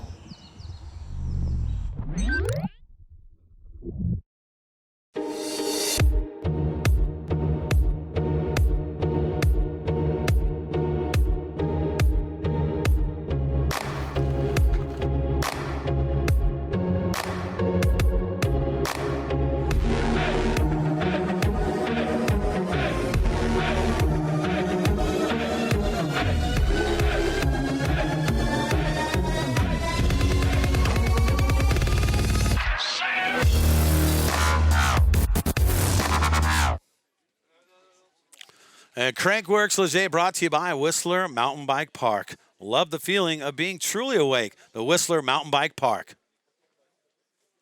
And by Leger Bike Park. Leger Bike Park, the best bike park in all of Europe. And your Crankworx Leger downhill presented by iXS. Here's how it's stacking up with 10 more riders to go. Brooke McDonald, the Bulldog, third place, 6.17 off the top time. Then you got the Frenchies coming 1 and 2. You got Melvin Pons, number 2. He's 5.87 off the top time. But Remy Tiron, a 3.5368. And taking a look at our leader right now, Remy Tiron doing his thing. There he is in the hot seat. We're seeing his run on the right-hand side there, so good commitment over the road gap down in the lower part of the track, and he was able to stay on the gas, down the pedals there, keeping his momentum down, and then just really powering across the finish line there, Brad. Getting out of that rut. Everybody's been going inside. He went way outside, risking a little bit more, but to be able to keep his momentum up and round out that corner. And right now, that's good enough for the #1 spot, so all he can do right now is sit and wait, and he's got to dodge 10 bullets that are coming back down. So we'll focus 100% on the top. And that looks like Marcelo right there. Marcelo Gutierrez, our next competitor, come on down. He is out of Colombia, doing it for Giant Factory Racing. So we're seeing something completely different from all the other riders here, Brad. They've all been riding fenders that sit on the underside of the arch on your lowers of your fork, but then the mud gets jammed up in there. He's riding a completely different fender setup. It's up off the bottom of the steer tube, so it gives it a lot more clearance for the tire to roll through there. So mud stiction isn't so much of an issue, but getting stalled up there. I think I heard the cavalry horn, I think, going on right now. So is Marcello the cavalry? Attack! Charge! Well, basically, that's what they're doing, Tristan. They're attacking this course and just doing what they can. 7.42, there's the split. That's a lot of time to make up, probably too much. Yeah, that is. I mean, this guy, though, he is such a legend in his own right with Crankworx. This is a guy who's won the Garbo DH way too many times, more times than we can count, and he does it year after year, and it's always good to see him in Whistler. I'm just waiting for one of these breakthrough wins on a shorter course for him here. He puts so much effort, and he tries so hard each and every time. Yeah, the longer the course, the better for Marcello, for sure. Yeah, Garbo DH winner so many different times. One of the toughest downhill courses on the Crankworx World Tour has got to be the Garbo DH. And such a quiet guy. He kind of sort of keeps to himself a little bit. He is super committed to the sport and focusing on himself there. He wants the highest level. He wants to achieve success in all aspects of the sport. So He dominates Garbo DH, and he's looking for a downhill title here one of these days on one of the shorter courses. But today, just probably not going to be his day there, not in check with the time. But still, again, the one thing is, Brad, these guys aren't used to these conditions, so it's kind of such a gamble. Some people adapt to it very quickly, other people not so much. Yeah, well, I was saying, you know, 10 years. Oh! Nearly just avoiding disaster, knowing that he has to, you know, stay within it. So just going up, back around, and go to the easy line there. Well, it's not quite a heartbreaker for him because he wasn't in contention to take the top time. The only bummer for him is he was 6th in New Zealand, so he had a good finish in New Zealand, finishing in the top 10 in that 6th spot. Yeah, exactly. I mean, we saw him 5th last year as well in the Canadian Open, but it's always a dry, fast, wide open course, so good to see him get down safely as well there, not committing too much to that road gap and grinding the bottom bracket on the side there as he's going off. So Gutierrez, he is done for the day. And speaking of another Gutierrez, Rafael Gutierrez, also out of Colombia, doing it for Intense. He had a 4:02.50. That's what he put down yesterday. So something pretty close to the 4-minute mark. Yeah, the Colombian rider there looking down, maybe having some issues with the drivetrain. Looking at all the mud up the backside, he has definitely crashed. You can see it looked like he had a little sit-down mud bath there, all up the backside of the helmet as well. So not in contention for the time, and it's just one of those things. You're riding along, you think you're on it, and all of a sudden the bike stops, you go over the bars, and that's all she wrote. So you and I are talking about how fast the upper section looks. Is that where you try to make up as much time as you can? Take that first section as fast as you can? Yeah, I do think you need to really commit up top right now, and I think the riders are going to see, because they're going up a chairlift, which goes right over the course. They're going to see that it's dried out, and this guy's going to see that it's dried out quite a bit. Jack Moore, Shark Attack Jack, as they call him. Good to see him back out here, healthy, and he is charging down the course here. Yeah, Jack Moore, look at that, flying off the step down for him, 22 years old. For Intense Factory Racing, the Aussie, a surfer from Australia in his past times. And a guy who's got lots of talent, but the last kind of 2 or 3 years have been really, you know, stricken with injuries and things that have had him on the sideline. But he's looking quick, really charging across the road here, staying on the pedal stroke, keeping it going, so getting way out of that rut. That rut is like 3 feet deep on the inside of that corner there. It's not even a rut anymore, Brad. Yeah. It's now a berm. It's gone from a flat grass corner, and it's transformed itself into a full-on berm. So cutting out real wide there, keeping his speed, getting into the dry grass. A lot of commitment. You got to hope that the bike holds, but carrying great momentum, setting up really early and wide across the road there. A lot different from all the other riders, but he's got his momentum as he's cutting across the hillside here, and he starts dropping in. So 3:20 and counting for Jack Moore from Australia. 22 years old. Keeping that leg out, trying to keep it on. The ruts are becoming canyons now as we develop throughout the day here. In Leger, live from Leger here. Crankworx Downhill presented by iXS. Tristan Merrick, Brad J with the call. Looking good. Very different style that we've seen there. He's got a high bars up top there, but Brad, this time looking really good for a podium. Oh yes, here we go. 52 and counting. Jack Moore from Australia. What can the Aussie do? Coming across, 3:57.60. He's 3.92 off that top pace for Jack Moore. So now here he is, the legend, Fabien Barrel. He took the win in 2004 against Steve Peat. Here he is. He qualified in that number, what was that? 7th place. Yeah, 7th place for Fabien. He'll see what he's got here. Wily veteran. So he's retired from downhill. Then he did the Enduro World Series for a bunch of years. He's retired from the Enduro World Series.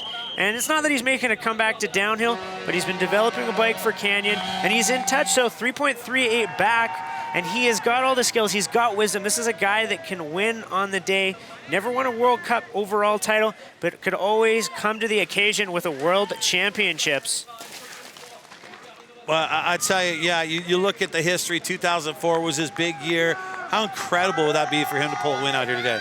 It would be absolutely amazing, Brad. I mean, that would be something, you know, he always says he's out here having fun, but he is one of the most professional individuals. And deep down, you know what? He is always looking for a win. He doesn't risk it like he used to. I mean, that's kind of caught him up in the past where he's had some massive crashes due to risking it, but for full commitment. But Burrell looking pretty good here. He's got, he can stay on the pedal stroke, so he's pulling, you can see there, grabbing the side of the goggles, using the roll-off, clearing the lens as he comes down to the next grass section. So he's also doing it for the Canyon Factory Enduro team from France. Maybe in Burrell, trying to do what he can to see if he can challenge the time of countryman Remy Tiron with that 3.53.68. Let's not forget he got second in the Enduro last year in Rotorua, EWS #1. So, oh, and he is outside of the tape, missing a flag, and that is gonna be all she wrote. That'll be a disqualification. What a bummer for him. I mean, that's gonna be a DQ on that one. He had a great time going into it right there. 3.57 crashes at the end. But definitely much respect for that man right there. Fabian Burrell means so much to this place here in Leger. Well, let's see if we can see where it went wrong for him, because he goes off right there. He goes around that, and that's where you get the DQ right there. Yeah, getting caught out going to the inside. So that's looking like you do the uphill creek gap. It's a bit of a ridge, and you'd have to be staying over to the right, and it looks like he got sucked to the left, and that's all she wrote there, Brad. But he's still, look at this guy, still got a smile on his face, always being stoked. Well, we got just about 6 more to go, standing in the way of Remy Tiron taking the big gold out here, taking a look at it right now. Look at those French flags from the #6 all the way to the #1. Remy Tiron holding it down, 3.53.68. But our next 6 guys that we're going to see, Joe Smith included, all put in times yesterday under 4 minutes. Yeah, another one of the riders here that's going to be enjoying the conditions, doing it for the CRC PayPal Nuke Proof team. And his teammate qualified in that first position. We're missing the 3rd member of their team, Sam Hill, who would have been loving the conditions out here. But see what Joe Smith's got for us here. It's a shorter track. Arm pump shouldn't be an issue for him. On the longer tracks, he does have a little bit of a issue with the arms pumping up on him. But again, you can see it's drying out up there and looking fast, but big holes, big ruts that you got to navigate before you come down into the trees here. Well, Joe Smith doing it for Chain Reaction Cycles out of Great Britain, 9th in Leogang. And remember his time yesterday, let's just keep this in mind. He put in a 3.58.07. That was his time. That put him in the qualification of 6th place. So Joe Smith doing what he can to try and take away that gold from Remy Tiron. You can see that right-hand side of his bike and his body there. He's taking a real good dip in the mud bath. So he's back from the split. You can't make that up. His whole left side of his back, oh yeah, completely caked in it. So that'll probably be right when you come into the trees. You can see 38 seconds back there. He definitely must have taken a digger up there at some point. The weird thing is, it doesn't really, I wouldn't say it hurts so much when you crash in this type of conditions, because you just get muddy, but then you crash in these conditions, then you're just caked in it. You can see it looks like he's actually ripped his gloves off to get grip on the bars there, Brad. He started with gloves, he's torn them off there, so he is, guess he crashed, there was mud all over it, got rid of them to try and have a bit more grip to continue on down the rest of the course here. Indeed, but well off that pace. Let's take a look at our current leader while we're watching our man Joe Smith make his way down this course, and he's not going to be able to challenge the time. But Remy Tiron has done everything in his power to put on the fastest time. And right now, over the last 2 days, no one has posted a faster time than Remy Tiron with that 3.53.66. There's a look at the man right there, right by that hot seat, and he is watching. Nail-biting time, Tristan. He doesn't want to sit down on it. It seems like it's just, you know, easier to stand up, not touch it. I mean, some riders have, you know, weird superstitions, right, where they just don't want to, you know, do certain things because it might bring bad luck on them. You don't want to get too comfortable in there because somebody might knock you out right away. But, you know, Remy looking solid here today, and it's going to be hard to say. We've only got a handful more riders, 5 more to go, actually, before we crown our champion here today. So no luck for Joe Smith. He is done for the day out of Great Britain. That's going to be 40.57 off that top time of Remy Tiron, the 3.53.66. And that's a tough break for Joseph because he's not able to do that. He had a 3.58 yesterday. Loris Ferrier up next for Specialized out of France. I mean, you look at what he has done. He's just 20 years old, but he had a 3.57.85 yesterday, so he can get below that 4-minute mark. Yeah, well, this is teammates with Loic Bruni. So, again, Loic almost kind of mentoring him and Finn Isles here to continue on. And it's such a young and exciting team that's going on in the pits right now. But Lorso riding a lot of confidence at the moment. He got second at the last World Cup, his best result yet. Look at this, Brad. Look at the time. It is going to be relevant right now as he's coming down through Cannonball. A couple more corners as we get to the split here. What's it going to say? Is he in touch? Split time coming in, no 5.12. Is that makeable? Well, it depends how much he wants to risk it on the bottom here. Not a lot of track left, but if he can stay on it and keep things going, it could go well for him. Like I said, he's got all the confidence in the world. That's what really deciphers the good riders to the elite excellent riders here. You see him trying to put in pedal strokes. He's getting it in there, so his bike's it's spinning on him. Oh! So there is a creek gap behind that tree, a little one, and he just clipped it. And so you can see the mud all over the grips, and that's it. You can't really hold on to the bike much more after that. So Loris looking like he was maybe on a run for the podium there. Yeah, Tyrion dodging yet another bullet on that one. So that's going to break it down to just 4 more to stand in the way of that man, Remy Tyrion, taking away the gold out here. 3:53.66. That is time, and that's the time you got to beat to try and take the win. And remember, once again, I keep harping on it. Yesterday, we did not see a time as fast as what we saw to Remy Tyrion today. No, and it's going to be interesting to see if anybody's got anything for that time here, Brad, as we get down.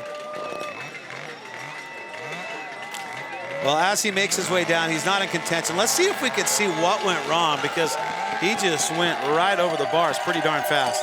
Let's take a look. What I don't want to point out with it, Brad, but it's only about a 3-foot creek gap. I'm sure maybe you on your local trails kind of do this, but you can see he got loose beforehand. He missed the actual takeoff. He was too far to the left and just smoked into the side of the bank. It's not really a creek. It's just more of a little bit of running water, but not able to make it across there.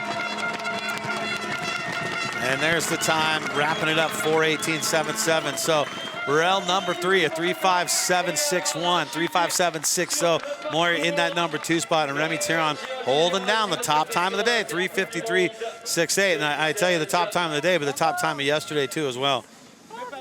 And we got 4 more to go, and out of those 4, 2 Frenchies still to go. And this guy was the number 3 guy yesterday, 20 years old from France, Thomas Estake. Brad, I'm standing up right now. I'm getting excited. The final 4 here. Thomas pumping through there, the ruts, jumping over everything, trying to generate as much speed as he can, knowing that he has to attack on the top of the course here before he gets down into the slip and slide peanut butter. It's almost like you get a buffer by the better your time is up top, prepares you to deal with the problems down below. Let's see here. Okay, this time's looking pretty good as he's coming down into Cannonball. Again, Remy Tyrion put in a flyer earlier on here, but let's see if Thomas can really crank things up. Coming in, this is where the split is. He's up! He is up, Brad! 1.43. Thomas Estake right now looking solid with this time. Can he keep it going, Tristan? Pulling a tear off there, trying to keep the vision clean. He's looking smooth on this run. Not risking it too much, staying calculated down into the part of the track here. So Remy, we're getting a shot of him there, going through the rut. So they're dragging their pedals on both sides of that rut. It's so big. So Remy watching on with excitement right now. It's nervous. Nervous time for him right now. Well, I mean, you got to be almost pumped for your fellow countrymen, but at the same time, you want to be winning that gold at the end of the day. You got to keep it together, though. Lots can go wrong on this lower part of the track, as we've seen. You've got a little drop and a road gap, then a huge hip jump. Lots to navigate here as he's coming down, but his time was relevant up top. Let's see what he's got as he comes down lower here. Thomas Estake right there, 3:19 and counting. He was the number 4 guy, put a 3:56 in yesterday. If he could get somewhere near that, he could find himself on the podium, and he goes down. He's gonna rush to get back on his bike. He was having an amazing time. He was up on Remy Tyrion, but that's gonna hurt his chances right there, Tristan. He was looking good, still going for that uphill creek jump, still could make it into the top 10. He didn't really lose a lot of time, but you can see he came off the wooden platform there. The front end probably got out of the rut, dug in a little bit. But look at the time, still in connection there with a top 10, Brad. 3:56, here it is. Thomas Estake from France checking in with a 3.5871, and that's 4th place with the crash. Oh, what a heartbreaker for him. That was a guaranteed podium. Let's take a look at the crash with Thomas, and I had him on my fantasy, so that's could have been. Too. Well, look at the speed. He was coming in so hot. It's a little drop, and he just lost the front end, hooked up in the rut, and it just threw him over the bars there. But 4th place, Brad, with that crash. Yes. And you know that he could have taken it right there. Remy right there. Was just going, oh man, was that going to take me out? Let's take a look at your leaderboard real quick. 3, 2, and 1. There you go. Fabian Burrell, number 3. Jack Moyer, number 2. Remy Tiron, 3.5368. That's the time to beat. Brendan Fairclough, Brendog coming up. Here we go, the number 3 plate. Brendan Fairclough now, here we go. Let's see what he can do here in this top section. Another one of the riders, Brad, or if you were playing fantasy, you're like, do I pick him? Do I not pick him? Remy and Brendog were both in the mix for me. Did not choose him in the end because of other reasons, but you know what? Look at this, flying down. So he's on flat pedals. That's what he always does. He always has that ability to drop the heels down, stick his butt off the back of the bike. Looking like he was just kind of getting going there, but maybe looking like he's still relevant with the time here. Well, 2:21, we'll check the split. The split for Remy's at 2:25.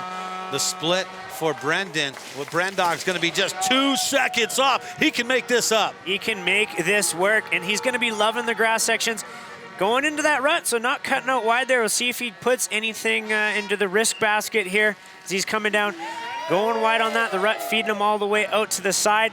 You can see side saddling the bike there, trying to keep it on track. Down to that next rut there, tripoding his way through. But 2 seconds is not a lot of time.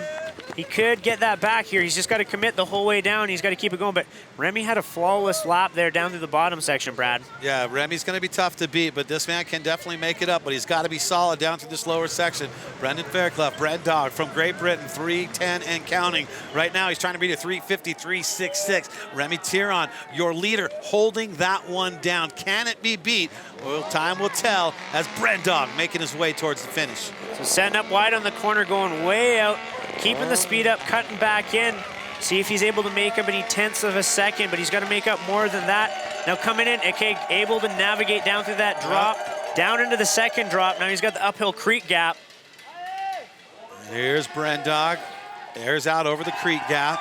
This could be tight. This could be real tight, Brad. He's coming in. He's got that right-handed step down with the rut. Gets it down, rubber side down, 3:51. Here comes Brendog.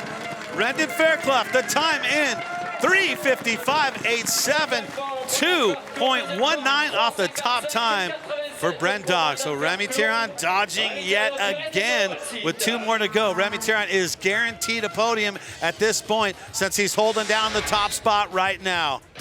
Tristan, tell me what he does right here. You can see it looked like he got stalled out in that corner, but then just committing down through there, kind of doubling up through the peanut butter there, and keeping the bike going. It was really down at the bottom here. He changed up a few lines, kind of going out wide, trying to get out of where everybody else is gone to keep it going, and then really committing off this final hip.